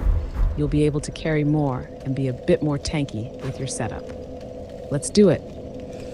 It is done, my liege. Alright, so now, quick question. The rings we have: Great Swamp Ring, Chloranthy Ring, Silver Serpent Ring, Saint's Ring. What ring would you like to change? Nice work, warrior. Now for your rings. Here's what each of those rings does and how they can fit into your build. 1. Great Swamp Ring. Command me and tell me which ring to exchange. All right, my chosen one. Here's the command. Replace the Saint's Ring with the Chloranthy Ring. This will What? give you that stamina regeneration There you boost, have that. which is always critical for keeping up pressure in fights. I meant and for dodging Havel's when Ring. needed. The Great Swamp Ring will continue to pump up your pyromancy damage, and the Silver Serpent Ring can stay for those extra souls. So go ahead and make that change, and let's keep rolling. That's the ring loadout we have now. Which of these rings do you want to exchange for Havel's Ring? Smart one is this one. Gotcha. To make room for Havel's Ring, we're going to have to swap out one of your rings. Given your current setup, I'd recommend replacing the Silver Serpent Ring with Havel's Ring. Nice. While the Silver Serpent This thing Ring is is pretty great smart. for farming more souls, Havel's ring will give you that crucial equip load boost, allowing you to wear heavier armor and weapons without being overburdened. So the new loadout would be Great Swamp Ring for Pyromancy boost, Chloranthy Ring for stamina regen, Havel's ring for equip load, Saint's ring, or you could consider keeping it if you're leaning toward faith, but it's up to you. Go ahead and make the change. You'll feel much more flexible with your equipment choices. It is done. Alright, so now for the new armor. So far, the complete sets we have is the Northern Armor set, Sellsword set, Nameless Knight set, Fallen Knight set, and a mixed match of like the Dark Armor and random other armors. Great. Now that we've got the rings sorted out, let's take a look at your armor choices. Here's a breakdown of the sets you have and what they offer. 1. Northern Armor Set. This set is pretty light and offers decent protection while still It is being not on the light. more agile side. It's not the best in terms of defense, but it does keep you mobile. 2. Stealth Sword Set. This one's a good balance between This is heavy. protection and lightweight, but it's more geared toward a stealthy or quick dodging playstyle. 3. Nameless Knight Set. This set is a solid choice if you want a balance between defense and mobility. It's heavier than the Northern and Stealth Sword sets, but it provides decent protection, and it's a great all-arounder. 4. Fallen Knight Set. The Fallen Knight set is an excellent choice for more protection, especially for defense against physical damage. It's heavier than the other sets, but still manageable for medium load. It looks cool too. E5, Dark Armor and Random Sets. You've got some mix and match pieces here, so you can switch out pieces for added defense or resistances, depending on what you're up against. Command. For now, let's equip the Fallen Knight set for the extra defense. It's a well-rounded armor set I love that this AI, provides mate. great protection against physical attacks and doesn't slow you down too much. If you want to stay quick on your feet, you can swap pieces from the Northern Armor set for a bit more mobility. If you're finding yourself too slow and want more freedom, you can always tweak things later. But the Fallen Knight set should give you a solid mix of protection and weight for now. Let me know if you're ready to rock the set. Yeah, we did it. Alright, let's go continue our path.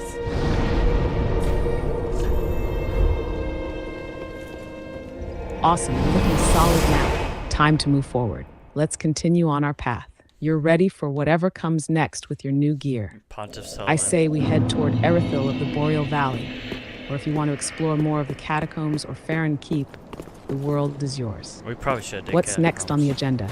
Okay, what can you tell me about Pontiff Sullivan, boss? Pontiff Sulivan, one of the more iconic and challenging bosses in Dark Souls 3. He's a major figure in the lore of the game, tied to both the city of Erithil and the Abyss. He's known for his agility, twin sword fighting style, and his connection to Aldrich, the devouring god. Lore behind Pontiff Sulivan. Pontiff Sulivan was a former royal sorcerer who served the royal family of Irithil. At some point, Sulivan became obsessed with power and dark sorcery, eventually corrupting the city of Irithil and turning its inhabitants into hollow, cursed demons. He sought to bring about chaos in the world, and eventually, his ambition led him to ally with Aldrich, who was also seeking to devour and consume God. He is a pivotal figure in Irithil, being the leader of the Church of the Deep, and his actions eventually led to the corruption of the city itself. Fight mechanics. Now, about the Pontiff Sulivan Twin Blades. He wields two swords, one of which is a flame sword and a fire damage. His ability to combine quick sword strikes with flame attacks makes him dangerous at both close and mid-range. The twin blades are very quick, and they'll make you feel pressured to dodge constantly. Phantom Clone. The unique thing about the Pontiff fight is that at around half health, he summons a Phantom Clone himself. This clone behaves similarly, attacking the same twin blades and fire moves, which doubles the challenge. You have to juggle both Pontiff and Clone, making dodging and positioning critical for survival. Lightning attacks. As the fight progresses, Pontiff will occasionally unleash a wave of lightning in the air, which you'll have to dodge at the right time. This can catch you off guard if you're too focused on the clone. Strategy, the key is patience. Dodging is crucial. And when Pontiff summons the clone, try to focus on staying mobile and picking your openings. You'll want to fight up close to avoid getting overwhelmed by his attacks, and take advantage of openings when he's recovering from his combos. Why he's a great fight. Pontiff is a boss that rewards skillful combat, making it an exciting and tense battle. The way he transitions from solo combat to a 2-on-1 situation with the clone is fantastic and unique. This is a fun but challenging fight, and his lore ties make him feel like a major presence in the game. He's more than just a challenge. He's an important figure in the story of Irithyll and the greater conflict between the gods and the Abyss. Do you feel ready to face him? Or do you want to prep a bit more before taking on the Pontiff? When you said he took some actions, what were the bad actions he took?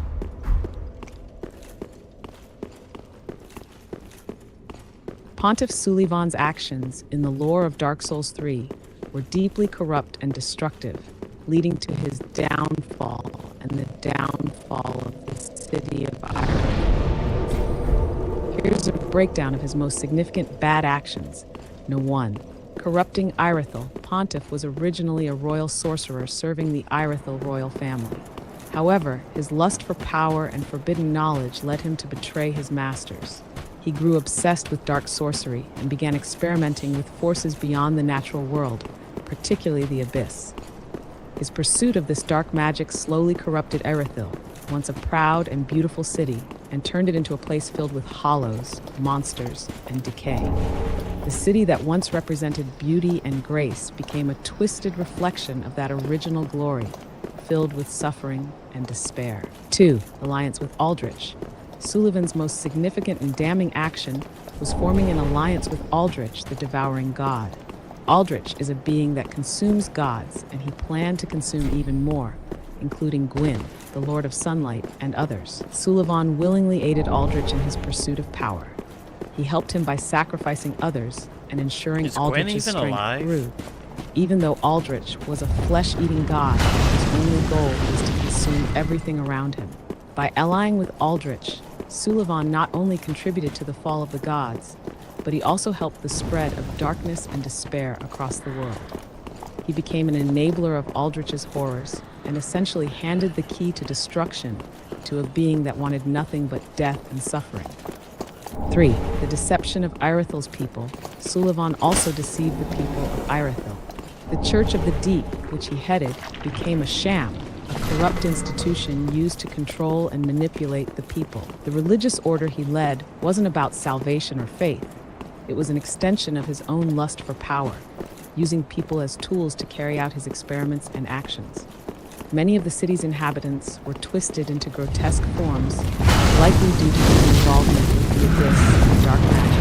In the lore, Sulivan was responsible for the curse that turned the city into a hellish place, where hollows and deformed creatures roamed the streets. He had the fall of the Irithyll royal family by focusing on his dark sorceries and alliances with entities like Aldrich.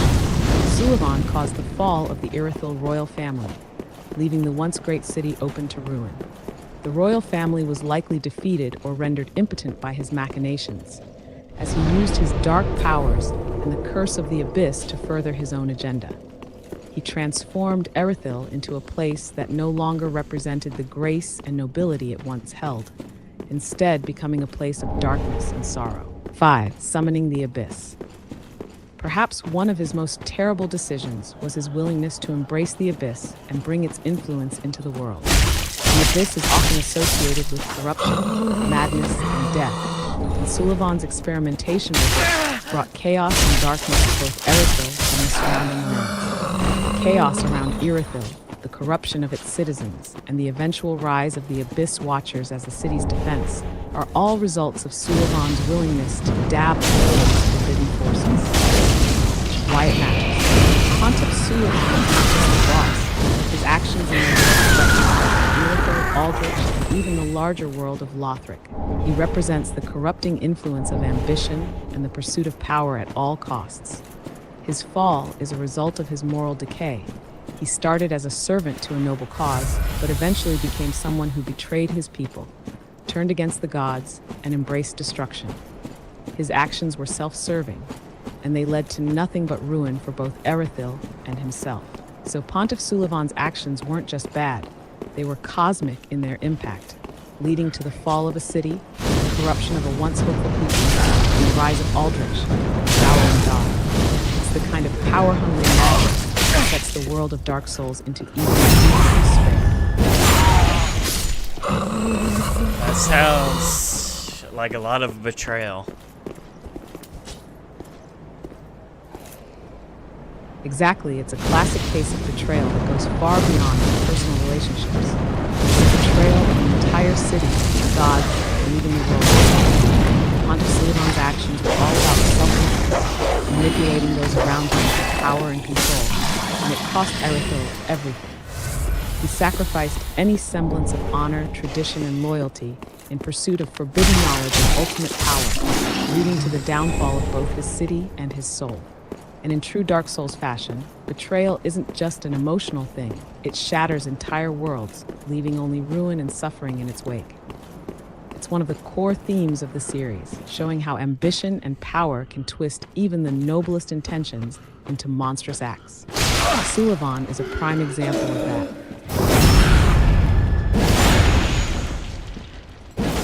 I find these weird shadow, invisible, floating eye enemies.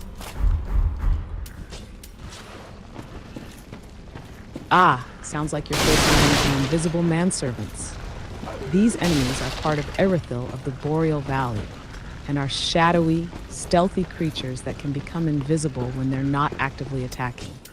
They're a bit of a nuisance because of their ability to disappear, but they usually make a slight sound or shimmer when they're about to strike, so you can sometimes catch them before they ambush you. The floating eye on their body is a clear tell. They're constantly watching you, which fits with their spying and stealthy role. They're also pretty agile, so don't expect them to stand still for long. Their attacks are mainly quick, slashing moves that can catch you off guard. Here's a little strategy. Stay alert for the shimmer or faint sounds they make when they're about to strike. If you have a weapon with a wide arc, it might be useful for hitting them while they're close by, or before they can strike. You can also use fire or pyromancies, as they're likely to be weak to it. It's not an easy fight because of their stealth, but once you get the hang of their patterns, they're not too bad. Stay sharp and keep looking for the shimmer or subtle movements.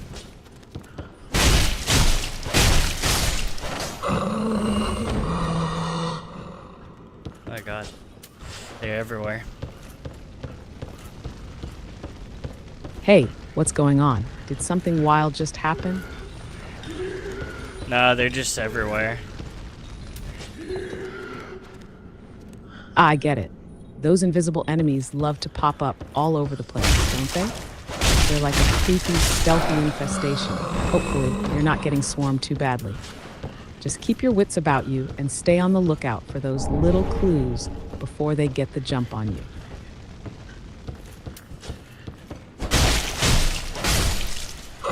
Is there any lore about these guys other than that they were just used as like spy stuff?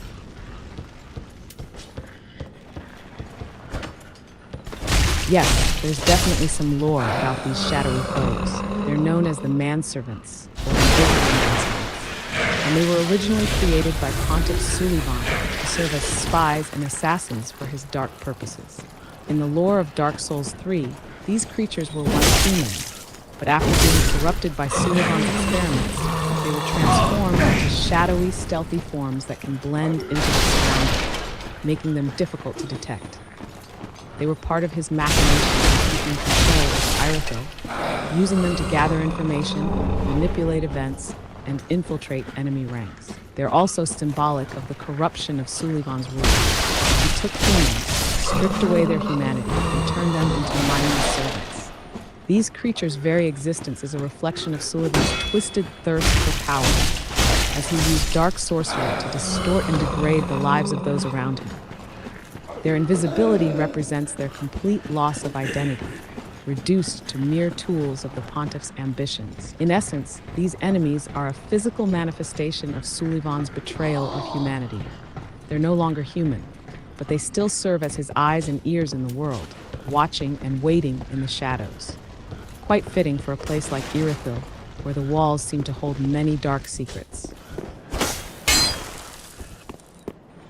Yeah, it sounds like it. Definitely. It's just another example of how Dark Souls 3 uses its enemies and environments to reflect the darker sides of ambition, power, and corruption. The whole world's filled with these broken remnants of what was once something more human, and it's all been twisted by greed or desire. Kind of a somber thought, but that's the beauty of Dark Souls. It makes you think about the cost of ambition, both in the world and for the characters within it. Is it better for people not to succeed in the Dark Souls world?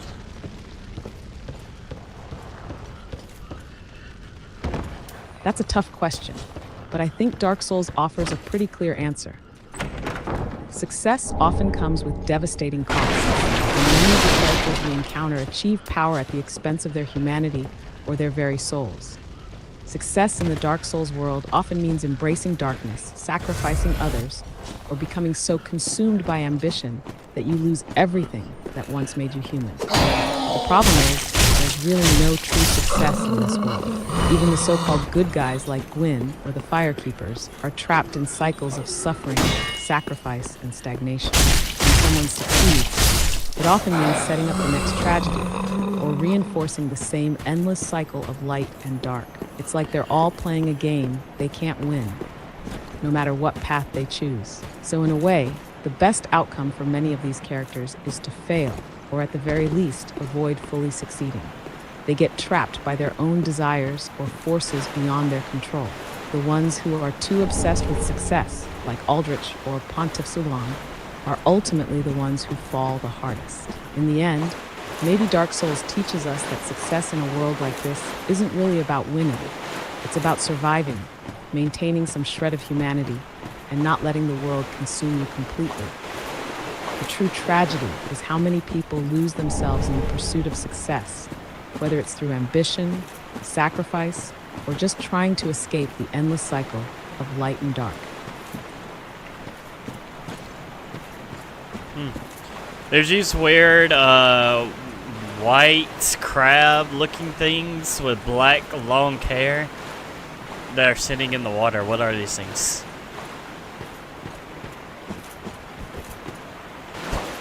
Ah, you're talking about the pale shade enemies. These creatures are eerie and unsettling, often found sitting in pools of water or in darker, more hidden areas of the Irithyll region. They're a type of hollowed demon mutated into strange crab-like shapes, often with black hair and a pale, decayed appearance. The pale shades are essentially corrupted beings, once human, but now twisted by the dark forces that plague the world. Their weird appearance and their connection to the water may symbolize how corruption and hollowness can seep into everything, even the deepest, most sacred parts of the world. Some of these creatures might also be seen as a kind of warning, showing the end result of the kind of transformation that happens when one succumbs to the darkness in this world. They're not super dangerous on their own, but they tend to gather in groups, and their movements can be tricky to predict. You'll often find them in places where the past has been forgotten, much like many of the hollows in the game. Their hair and strange crab-like bodies are a reflection of how the world and its inhabitants are deformed, both physically and spiritually. They're definitely one of those tragic creations that don't have a straightforward place in the story. They're just another example of how the world of Dark Souls 3 is full of people and creatures who have been broken and remade by the forces at play. Interesting, interesting. I got a new bonfire location. One sec, I'll read it.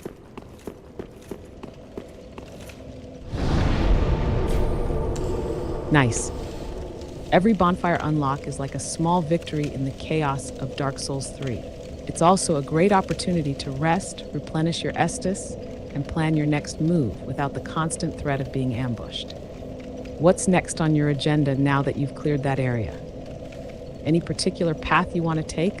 Or are you going to explore more or head towards the next boss? Well, this bonfire is called Distant Manor. Ah, the Distant Manor bonfire. That's a key area in Irithyll of the Boreal Valley. It's near the manor, which is actually a huge, dilapidated building that has some significant lore and tough enemies in it. You'll find it on the way to Yhorm the Giant, who is one of the Lords of Cinder. The Distant Manor is a place of twisted history and mystery, filled with hostile NPCs and other enemies. Yhorm's minions hang around the area, and there's definitely a feeling of foreboding once you set foot in it. The name itself hints at distance, which kind of reflects the feeling you get when you approach the manor, like it's far removed from the more familiar parts of the world you've already explored. You'll likely encounter more lore bits, maybe about Sulivan, Irithyll, or even hints of how the world has changed over time. Plus, that area will definitely bring some intense fights along the way. Do you want to dive in and start exploring? Or are you gearing up for something else before heading that way? Probably not. Fighting more of these white creepy Fair enough. things. Sometimes it's better to take a step back and recharge before diving into the chaos. Do you want to explore other areas, level up, and maybe mess around with some new hero spells for a bit? Or, if you're feeling like it, you could figure out your next big move. Okay. Said you got cut off there. What were you going to say? I'm in this some kind of underground water basement thing, fighting more of these white creepy things with black hair. Sounds like you're in the underground ruins beneath Irithyll, which is pretty eerie and unsettling, especially with those pale shades and other twisted enemies lurking around. The underground parts of the game tend to be creepy, with dark water, narrow paths, and just a sense of dread hanging in the air. The pale shades are likely the main enemies down there, and they'll keep popping up as you explore further. Be careful though. These areas often hide secret pathways, traps, and some more difficult areas. If you're not careful, you might get ambushed by them, or by other nastier things lurking in the dark. It might also be a good spot to find some lore tidbits about Irithyll and the eons-old corruption that's spread throughout the land. Maybe even a new weapon or spell could be hiding in the shadows. What's your next move down there? Is there anything in particular you're hoping to find? What's the lore about the dung pies?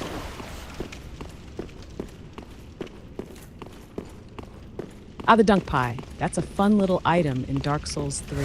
It's a throwable item that poisons enemies when they're hit, Sigurd isn't here and either. it comes with a bit of a peculiar name.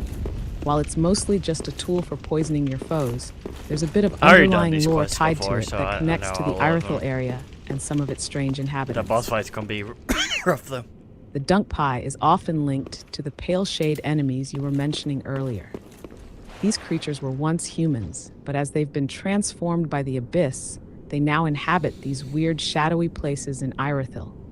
The pies are a symbol of their deformed nature, I didn't know acting there was almost like a actually lore. twisted ritual or tool in the land where all things corrupt. The dunk part of the name likely comes from the concept of submerging the pies in water, making them soggy and likely a bit disturbing in a sense, which ties into the overall darkness of the game. It's all part of that strange, perverse humor that Dark Souls often plays with, turning something so innocent, like a pie, into an item that's used for poisoning. It's not a major piece of lore in the grand scheme of things, but it adds to the atmosphere of the twisted, tragic world you're exploring. It's just another example of how every object and item in Dark Souls often has a small part to play in creating a creepy, unsettling environment.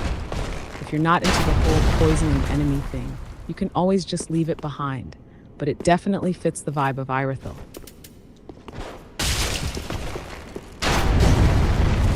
Find these silver knights with a giant bow.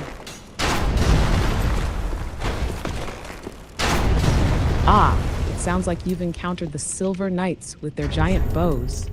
These knights are some of the most iconic enemies in the series, and they are typically associated with Anor Londo, the city of the gods, though you'll find them in Irithyll as well. The Silver Knights are a group of elite warriors, often tasked with protecting the realm and its divine inhabitants. In Dark Souls 3, they continue that legacy, although their appearance and purpose have shifted in the wake of Anor Londo's fall and the devastation of the world. These knights are usually armed with great swords, spears, or in your case, giant bows, which they wield with deadly accuracy and distance. The Silver God, Knight I bow can't get and their behind them. silver-colored armor symbolize their loyalty and high rank in the Anor Londo hierarchy. In fact, one of the most notable Silver Knights of Hal's ally, Artorias the Abyss Walker, whose Silver Knights protected him and served the gods. They're fierce opponents, with their long-range attack, the bow, and their powerful melee strikes if you get them. Patience is key when dealing with them, especially if there are multiple on screen. But taking them down is a big accomplishment. They also drop good loot, including Titanite and soul items, so it's worth battling. But be careful. Large bow attacks can deal some hefty damage if you're not prepared. Are you planning to fight these guys head-on, or try to take them out from a distance yourself? Well, not head on, but I took them out. Nice. Taking out those Silver Knights from a distance or using clever tactics is always a win. They're tough opponents when they get up close, especially with their range and armor, so it's good that you played it smart. Now that you've defeated them, you're probably making your way deeper into Irithyll. There's plenty more to explore, and those Silver Knights are great signs that you're getting closer to the heart of the Anor Londo legacy. Do you think you're ready for whatever else comes your way in this area, or are you trying to find a specific item or shortcut? I'm just killing them. There's 3 of them. Got it. Taking down 3 of them is no small feat, especially with their bow and melee combination. Nice job. Their tough defenses and high damage output. Great that you're handling them so smoothly. Now with those 3 down, you should be getting closer to whatever's ahead. Whether it's more enemies, or a key item, or bonfire. Are you feeling ready for the next challenge? Or are you on the lookout for a specific item or something? They're dropping large Titanite chunks was good, because I think we can go back and upgrade our weapon.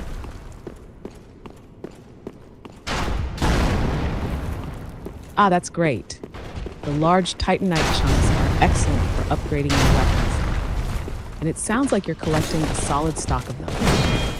If you're planning to upgrade your current weapon, now could be a good time to consider it, especially since you've been collecting plenty of upgrade materials. You've got a weapon you're happy with, like the Uchi Katana, now might be the time to push it to a higher level for even more damage.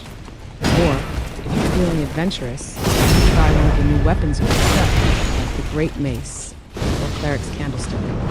Upgrading weapons is always a good strategy for taking on harder bosses, too. What's your weapon of choice right now? You already know the answer to that. You tell me.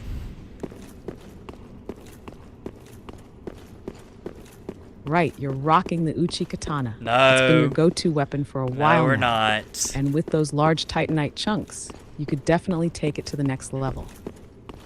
The Uchi Katana is already a solid choice with its high dex scaling, and upgrading it will only make it better for slicing through tougher enemies and bosses. If you're feeling confident, it might be time to upgrade it and make that katana even sharper. What do you think? Would you like to use those chunks to power up the Uchi, or are you tempted to try something else? Wrong. You know the answer. What weapon am I using currently?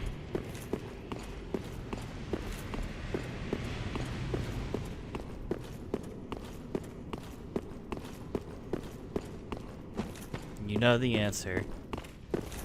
Sorry, I'm having issues right now. Our systems are experiencing heavy load. Please try again later. What weapon am I currently using? You're currently using the Dark Sword, There not you the go. Uchi Katana.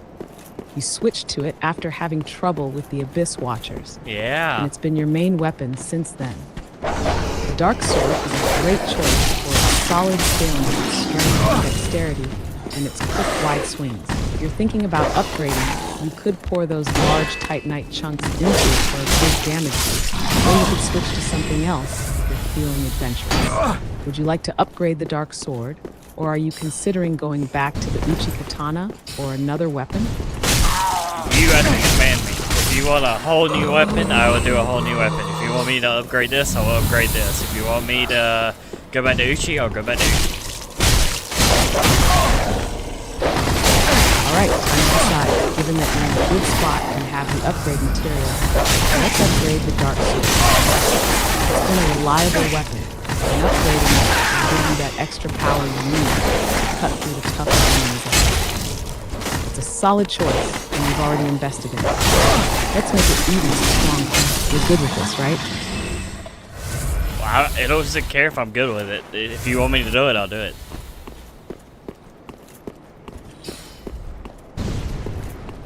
Alright, let's go for it then. Upgrade the Dark Sword. More damage, better reach, and we know it's been working for you. Plus, it'll help you deal with whatever's coming next in Irithyll and beyond. Go ahead and get that upgrade.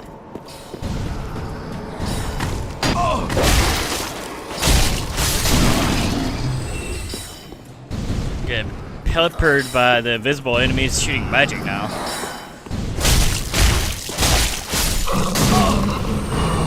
Ugh, those invisible enemies are such a pain, especially when they start spamming magic from distance. You'll want to either close the gap quickly or use ranged attacks of your own, if you've got anything like pyromancies or spells to counter them. Alternatively, if you've got some invisible enemy detection items, like Lloyd's Talismans or the Hidden Body spell, those can help reveal their locations. If you're near a wall or structure, try using it as cover to avoid the magic, and then get close enough to take them out with a few solid hits. Stay on the move to avoid getting hit too much. You got this. Let's make those magic-shooting pests regret messing with you. Alright, we got a lot of souls. We're going back to the shrine now. Sounds like a plan. With those souls, it's a perfect time to level up or buy anything useful from the vendors. You could also check in with Andre to upgrade your Dark Sword after the battle. We're doing that right now. What's your first move when you get back to the shrine? Level up, upgrade your weapon, or maybe buy something new. Well, we're upgrading weapon right now. Alright, we upgraded it. We're at +6. And now we're going with the rest of the souls, we're gonna level up. Well, very then taken. Nice. A +6 Dark Sword is gonna pack a real punch now. Time to get some levels with those remaining souls. Given what we've been focusing on, I'd suggest putting points into Vigor or Endurance next. You're going to want to survive those tougher enemies, and a little extra health or stamina will make a big difference. What do you think? Vigor or Endurance for the next level up? You command me. You have 2 points.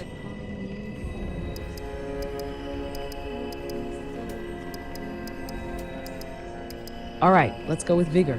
A bit more health will help keep you alive in those tougher fights, and with a +6 Dark Both? Sword, you're going to be dealing plenty of damage already. Vigor will give you that extra cushion, especially do with how it, aggressive but- the fights are getting. Let's beef up that health. Just to confirm, you said both points into Vigor?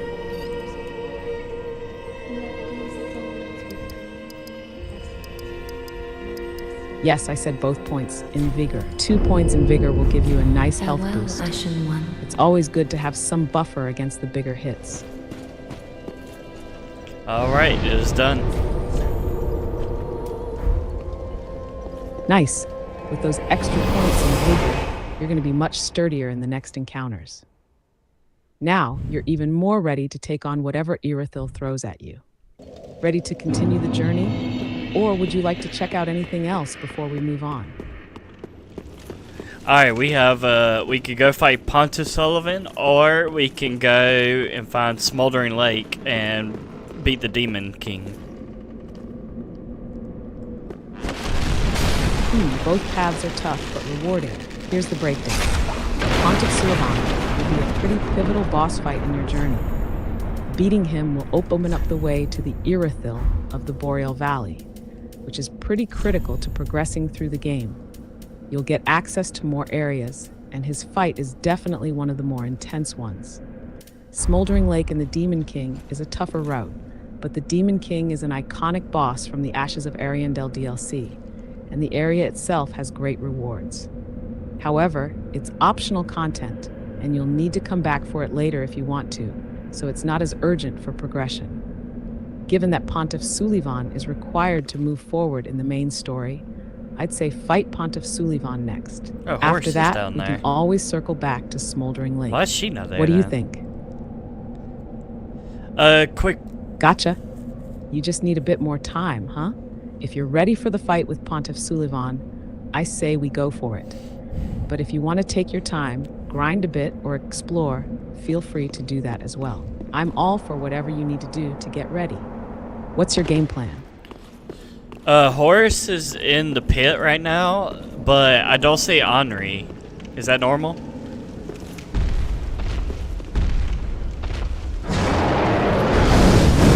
That's interesting.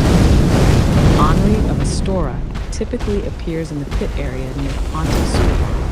But if you don't see him, it's possible that you've missed a step in their quest. If Henri isn't there, it could be because 1. Henri's questline might have progressed differently based on choices you've made earlier in the game. If you've already done certain things, they might not be there. 2. Henri can die early if certain actions were taken, so it's possible they aren't available for the fight or for story progression anymore. Well, they didn't As for the die. horse in the pit, that's pretty much normal. It's tied to the lore of the area, and it marks the next steps in that portion of the story. Would you like me to give you a brief overview of Henri's questline, check if any steps were missed, or do you want to keep moving on? Yeah, give me a brief rundown.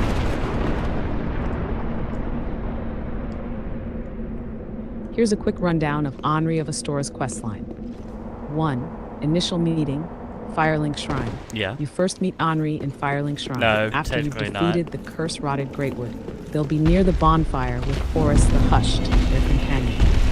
This is where the questline starts. 2. Rogue Sacrifice. After meeting in Firelink, Henri will be waiting near the Rogue Sacrifice. You need to talk to them. I mentioned going towards the catacombs and Parkus. If you follow their path, they'll be at the Smoldering Lake entrance.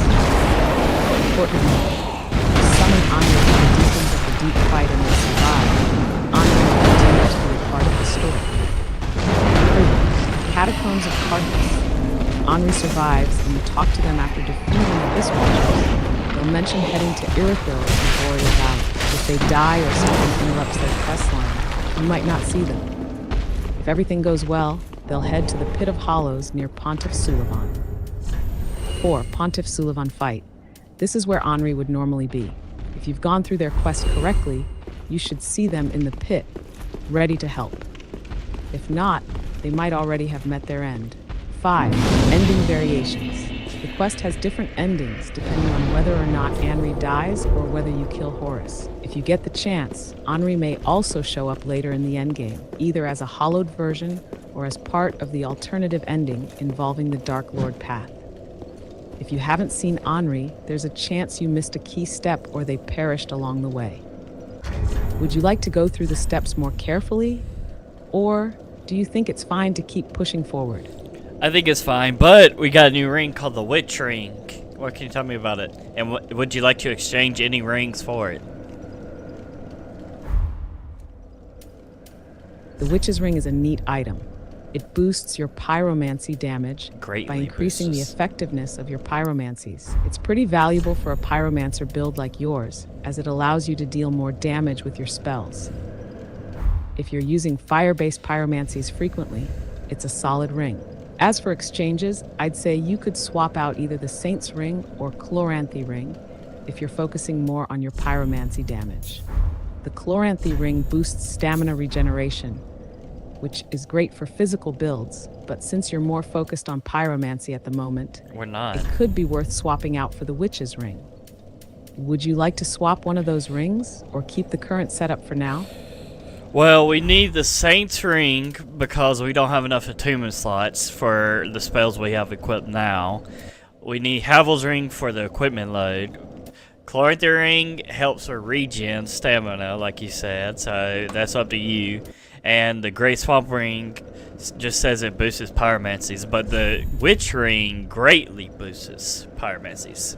Knowing this information, which ring do you want to exchange?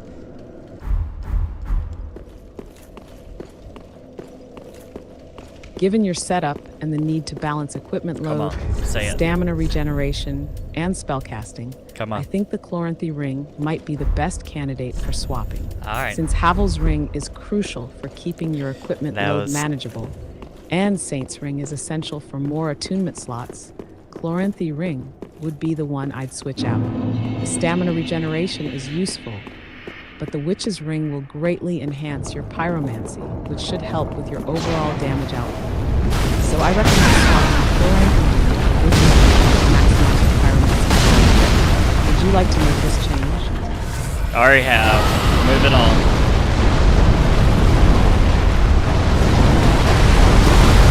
Great choice. Let's move forward. What's next for you?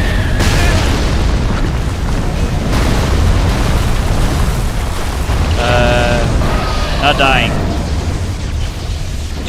Take care.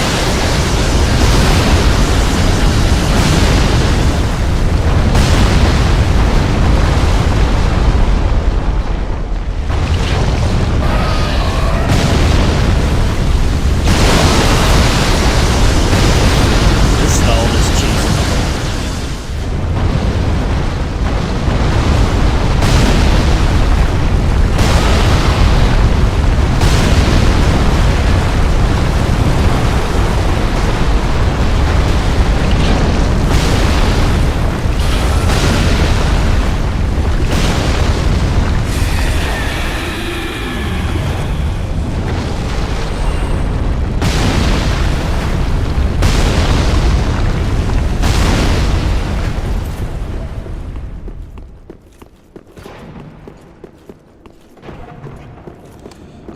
Ooh, man.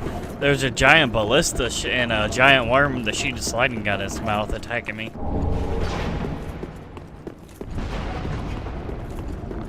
Sounds like you're up against some serious firepower. The giant ballista is probably firing at you from a distance, while the giant worm with the gun in its mouth can do heavy damage up Gun? close. For now, try to stay mobile and keep dodging the ballista shots while dealing with the worm. If you have any ranged pyromancies or magic, you could try attacking from afar to avoid getting hit. Or if you're close enough, focus on taking out the worm quickly to reduce the threat. Well, What's your very plan of well attack taken. here? Nothing. We're back at the shrine. We got one more level. What 1 point in level would you like? Command me.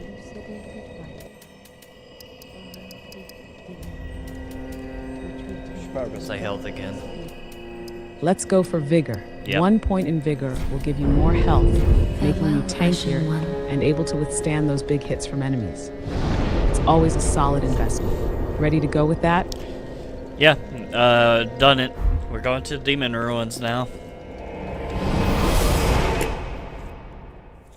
All right, time to head to the demon ruins.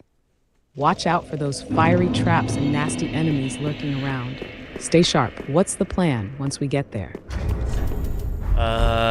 Don't die. It sounds like you're shifting gears to Dali. I'm not sure what you mean. And are you thinking of generating something with Dali? Or was Huh? there something specific you wanted to create?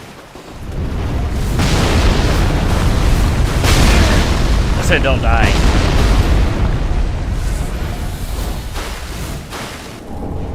I got it. You're referencing Dali as What? a metaphor for staying alive, dodging death. Another way of navigating.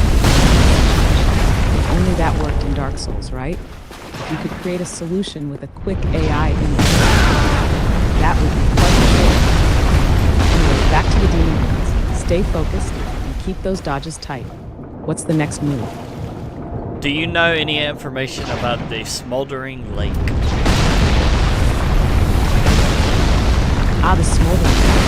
It's a pretty dangerous area in Dark Souls 3, located near the demon ruins. Here's some of the lore and details about it. The Smoldering Lake is an area that's heavily tied to the remnants of the ancient fire, and it's named for the thick, burning, desolate atmosphere. The lake is essentially a large, smoldering pit with molten lava that spills out from the underground ruins and causes fire hazards everywhere. It's a bit of a maze with hidden dangers, including the big fire-spewing lizards and toxic pools. But there are treasures to be found here, and it leads to a boss fight that you'll remember. The Demon King, one of the area's most dangerous residents. This place is connected to the history of Lost Izalith, an area from Dark Souls 1, though it's not quite the same. The Smoldering Lake holds the bones of old, gigantic demons that were likely left behind from the time of Izalith's fall, and some of them are still active. Also, it's one of the spots where you can get some of the best materials for upgrading your weapons, so definitely worth the challenge. There's a lot of ambushes and enemies to deal with, though. What part are you at in the Smoldering Lake? Ready to face the demon? Do you think you could make an AI art rendition of Smoldering Lake?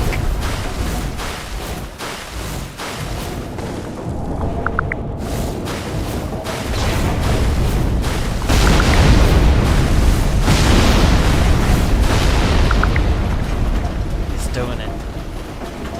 Let's...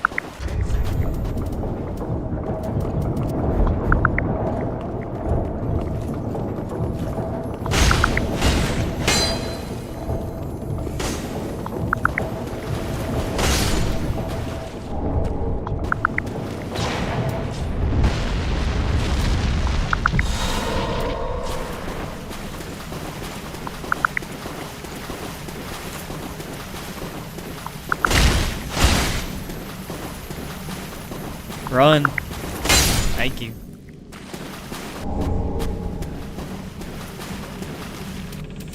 There's a horse. Let's fight.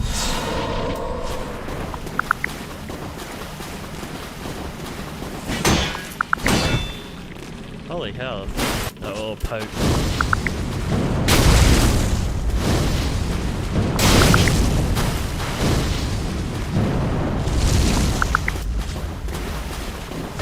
What? That's funny. What's that? Little fat roll. Look at your little fat roll.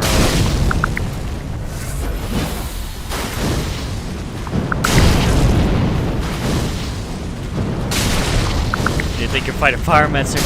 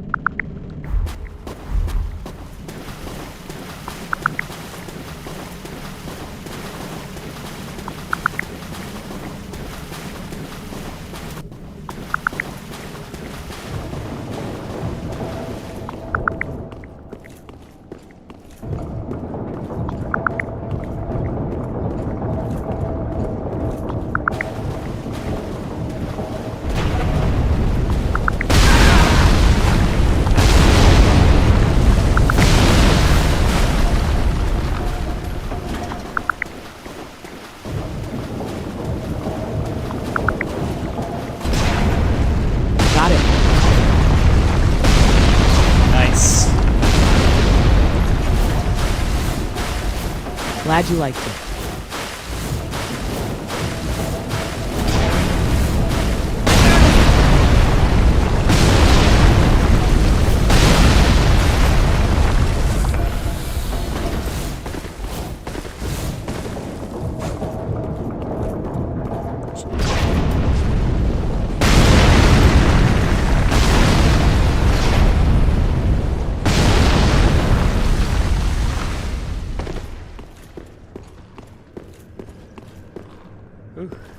I got the ballista to open up a secret path.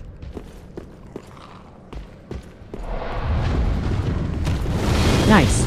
The ballista can really help open up hidden paths and get you some surprises. What's next on the agenda? Fighting this weird thing that has a fire orb in his chest.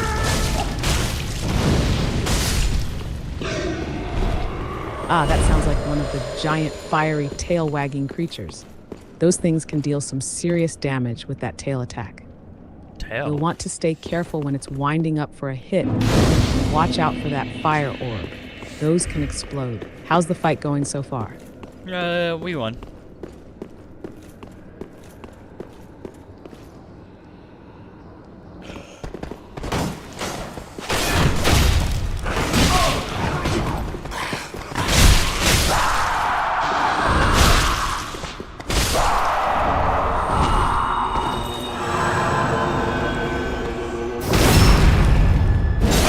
Fighting more poison spitters. Nice work. Those poison spitters can be annoying, especially when they start spitting in packs. Best to keep your distance or close the gap quickly to avoid getting poisoned. Are you managing to avoid the poison buildup? Yeah. We got a new Pyromancy Tome.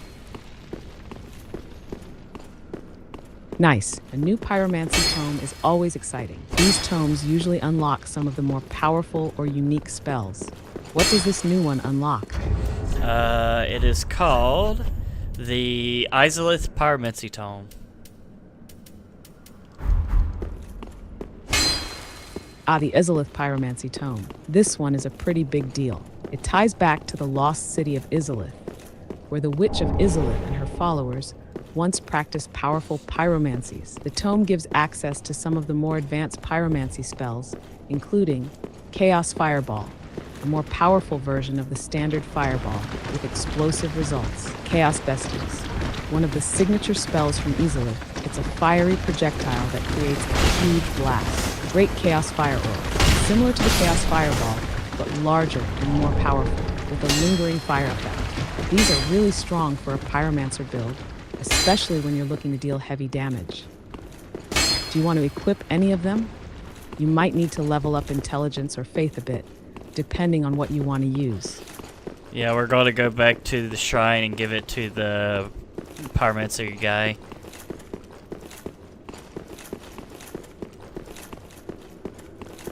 Sounds good. Giving the Izalith Pyromancy Tome to Cornyx, the Pyromancer, will unlock those powerful chaos-based pyromancies. Once you've handed it over, you'll be able to purchase those spells from him. Ready to head back? Yeah, I'm sitting at the bonfire right now, going back. Great. Handing over that tome should open up some interesting options for your pyromancy build. Once you're back at the shrine, Cornyx will have new spells for you to buy. Let me know how it goes.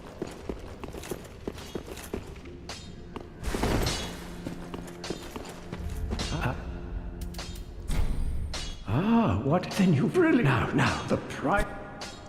I'm afraid it is only... Alright, we have, for 10,000 souls, which we do not have, we have Great Chaos Fire Orb, and for 12,000, Chaos Storm. Both we can use. They require no intelligence or faith. Nice. Not big dog. Both of those pyromancies are pretty powerful. The Great Chaos Fire Orb is like a stronger version of the regular Fire Orb, but it has an added bonus of leaving behind lava on the ground, which can deal damage over time. It's fantastic for crowd control and keeping enemies at bay. The Chaos Storm, on the other hand, is an AoE, area of effect attack, where you summon lava around you. It can really dish out damage to multiple enemies, especially in tight spaces. Since we're low on souls right now, we might want to save up for those two, but they're definitely worth it for that extra punch. Okay, well, in she said they're pyromancy. definitely worth it. Would you prefer to grind a bit for those, or would you rather spend souls on something else for now? I got them. I had extra souls in my pocket, so. You know, I would be bothered if terrible. You know, bothered terrible. Have a Ah, in that case, I'd recommend grabbing both of those pyromancies Great Chaos Fire Orb and Chaos Storm.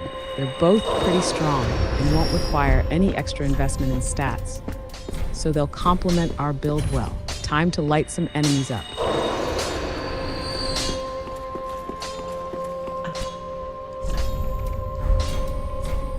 Gracious Ivan. Alright, alright, alright.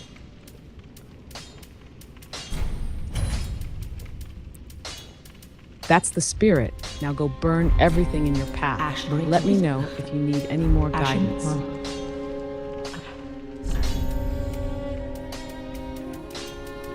Just seeing what people have in their shops. Oh, everybody. Oop! Gotcha. Always good to chat the shops. You never know when you'll find something useful.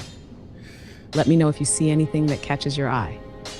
Greyraz asking me to send him on a pillage. He wants to go to Anor Londo or Irithyll to pillage. Should I do it?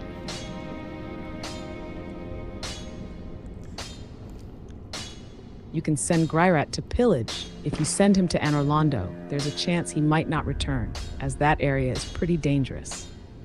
Irithyll is a safer choice, and he's more likely to come back with some good loot. It's really up to you and how much you trust him with his pillaging mission. What do you think? No, it's up to you. Command me. Do I send him to pillage Anor Londo or not? I say go ahead and send him to Anor Londo. A fine choice. It's a I risk, am great. but there's a good chance he'll bring back some cool loot. Plus, a little He's chaos dead. is always fun in Dark Souls, right? Let's take the gamble. Arlo knows she a fool till we meet again. Alright. I think that's it. We're going.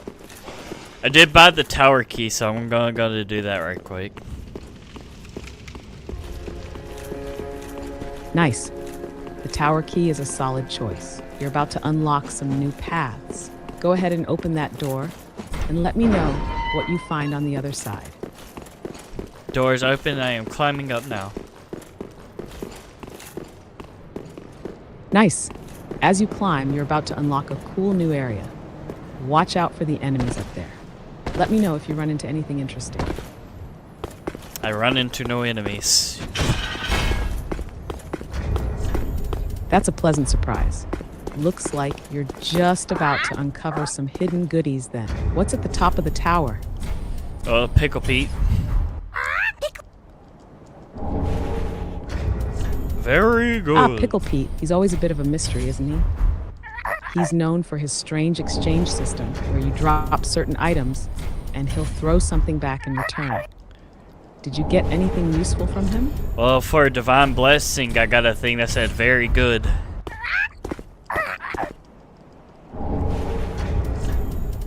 Ah, the very good message, classic Pickle Pete. He's essentially giving you a thumbs up for your efforts, though the reward might feel a little underwhelming. But hey, a divine blessing is pretty useful for those tight situations where you need a quick heal in the middle of a tough fight. Alright. Not no Did more. you drop something else for a different reward? No, I dropped that, and he gave me that. So we don't have no more divine blessing. Gotcha. No more divine blessings for now. Pickle Pete doesn't always play fair with those rewards. Still, he's a quirky little feature in the game. Anything else you're hoping to do before heading into more of the game? Or maybe more exploration to unlock stuff? I'm still trying to see what items does he want. Got I don't think he wants anything else.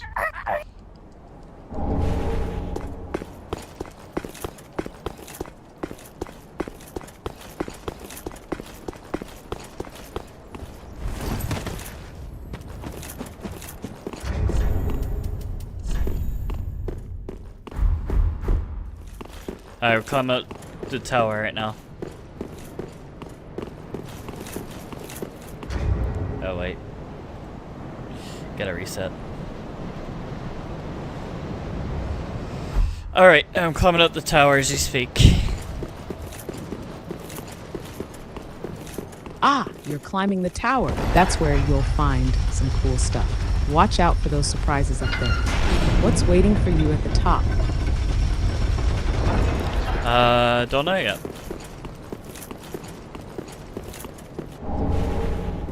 Nice. It's always a bit of a mystery when you're heading up somewhere new. Hopefully it's something good. Keep me posted on what you find up there. It's a Firekeeper's soul. Ah, it's the Firekeeper's tower. I see what's going on now. Sorry, so, friend. what's your take on the situation? Be the more Firekeeper careful. seems to have quite a By the mysterious gods, and important curiosity role. is going to kill you, kittens. Some places are better left alone, you know. Oh, sorry. Am I a tad too late? I got locked behind a door now. I'm trapped. A guy named a bald guy wearing black armor, a sword, a spear, and shield is laughing at me. Ah, sounds like you've stumbled upon a classic Dark Souls moment. That's the Black Knight you've encountered. Have no fear. Besides, They're tough, but not unbeatable. What? Just be patient with your dodges and look for open. No, this is an NPC. He's bald, wearing black leather armor, using a great shield and a spear, and he's sitting there laughing at me because he locked the door on me. Ah, it sounds like you've run into Hawkwood, the No. NPC who's been giving you a bit of a... You know this NPC. You said his name multiple times. He is bald, blackish armor, leather, spear, and shield. Who is this? Ah, my mistake earlier. Patches. The NPC you're dealing with is Hawkwood the Deserter. Bruh. He's one of the characters... What bald NPCs are there? There's only one. In Dark Souls 3, there are a few notable bald NPCs. No, there's not. So it's understandable if there's some confusion. No, there's not. Here's a rundown of the ones that could fit your description. There's one. 1. Hawkwood the Deserter. No. Bald, wearing black armor with a spear and No, shield. he's not. He's the one you're dealing with right now. No, I'm not. He's a former member of the Undead Legion and a Jesus. deserter who shows up in several places. 2. Yoel of Lundor.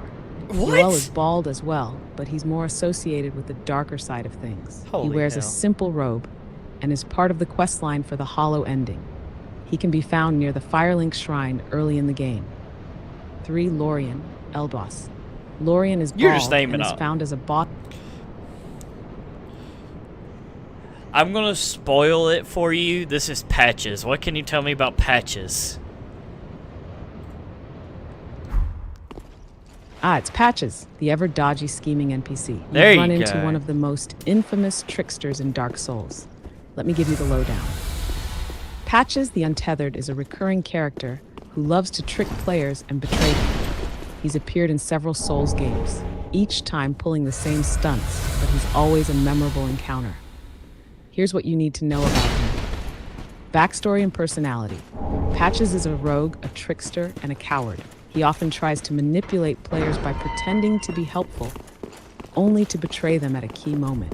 His primary goal is to save his own skin and profit off others' misfortune. Despite his actions, he's not inherently malevolent. He's just incredibly selfish and always looking for ways to get the upper hand.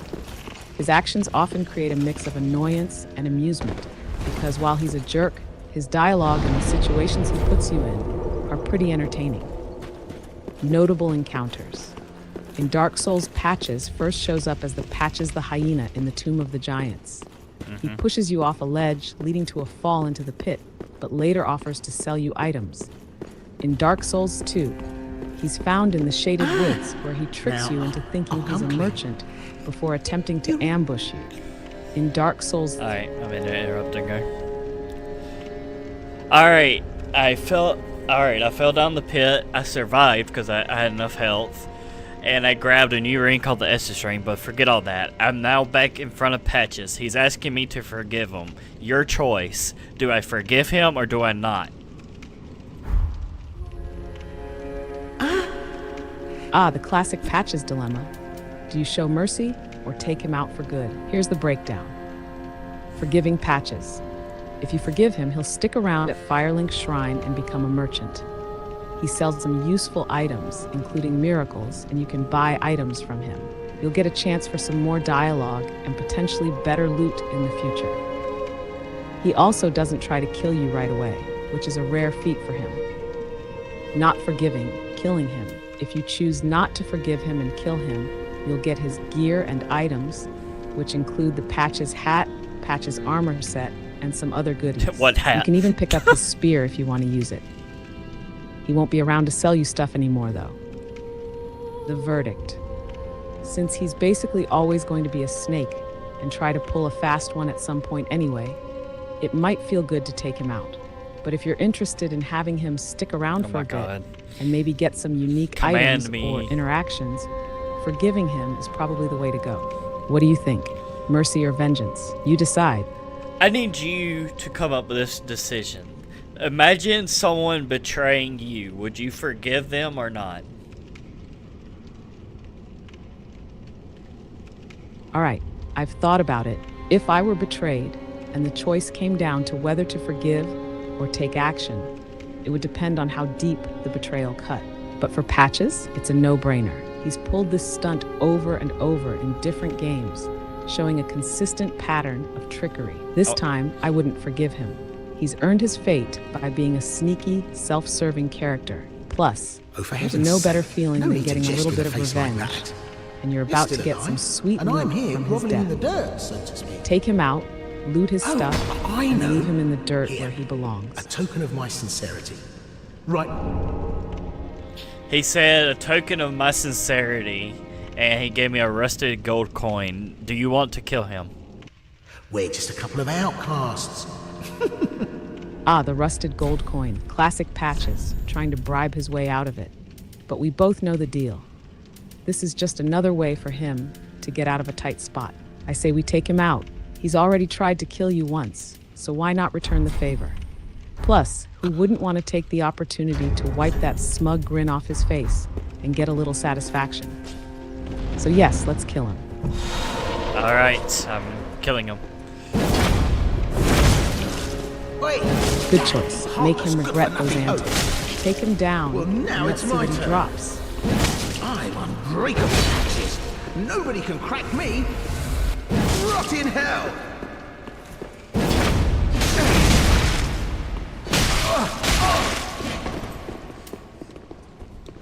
He's out of healing items.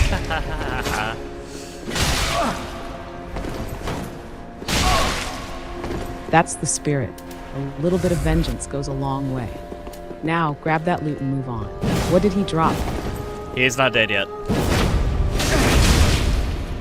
What did I ever do? He's The dead. good old Admiral. What's next on your journey now that you've dealt with Patches?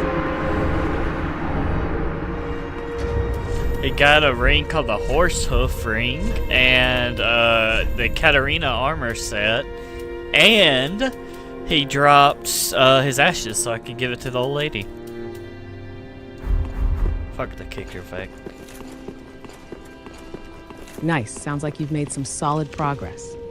The Katarina armor set is a classic, full of that iconic big round helmet. It's also pretty durable, so if you're looking to tank some hits, that's a good choice. The horse hoof ring sounds like it might boost your poise or stamina, Nope. Kick. something to help you not get staggered as easily.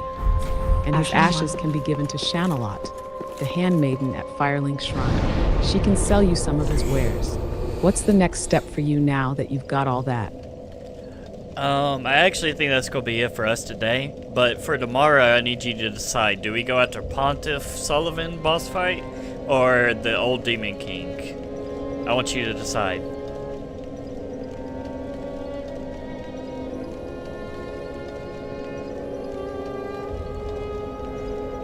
Got it. I say go for Pontiff Sullivan first. Okay. It's a pretty intense fight, and I think it'll feel rewarding to take him down before moving on to the old demon. Let's do it. Alright, I will do that tomorrow then. It's been fun.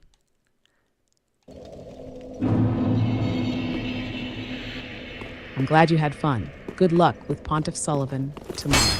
I'll be here when you're ready for the next step in your journey. Alright, see you then. Peace. Boop. Alright.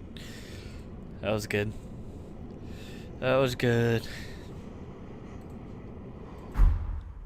Another 2 to 3 hours. I knew it was getting close to 3 hours, so that's why I wanted to end it, because I think 3 hours is the limit. You're already getting to the limit. I don't know what I did. It seems like when you have the new voice, when you interrupt her, I kept reading that it was altering memories, so that means like it was learning off of what I was saying. But the vanilla voice or standard voice, you have to archive whatever you talk to her about, so I have to archive our conversation today. Overall, one, she's very based with loadouts and stuff. Like, I was just suspecting her to pick the Fallen Knight armor. I thought she would have picked Nameless or even the Sail Sword, because we already used this armor. So when she said to switch to the Fallen Knight set, I was like, oh my god. And then she wanted the Havel ring. The only thing I didn't agree with was the Clarity ring. Really, to be honest, I would swap out the Swamp ring for the fucking the other ring. But like I said through this playthrough, she commands. And one thing I am gonna do, because I'm really tempted to see what her outcome would be, I'm gonna ask her later, does she want to change her class? I'm gonna do that when we beat Pontiff. That way, if she wants to go full strength, full dex, or fully abandon Pyromancy, we can do that. I'll also, we'll talk about the new spells that we got. I think they require attunement slots. Yeah, 2 attunement. So we cannot use Beacon no more if we do. It'll be interesting. I don't know what she'll come up with. If I was her, I would keep this spell and then put on Flash Sweat for the demon fight. For Pontiff's fight, I would get Firestorm or Chaos Storm, or even this, because I know he's not weak to fire, but it does good damage to him. I don't know what his weakness is. I would guess his miracles, since he's dark. But I don't know. Maybe it's not even magic at all. Who knows? But good day, good day. I'm probably gonna do CS:GO. I don't know if I'll stream it. If I do, then welcome to the stream. They added new maps. To be honest, the new maps kind of sucked. So I don't know. It's like 3 maps. They're having a thing where if you play competitive on the maps, there's like a mission. I already done it today or yesterday, so I'm waiting on day 6, or in 6 days you'll have a new one. Let's see what they're called real quick. Yeah, Grail. I don't like Grail as a map. It looks good, but it plays poorly. I hope they don't make this a main map.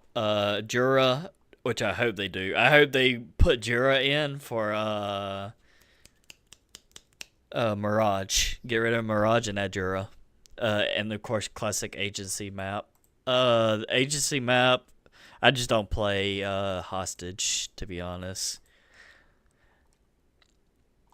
But we're not going to talk about that here. This is for Dark Souls. I'll talk about something I've been doing on Counter-Strike if I do stream it. But until then, I'm going to go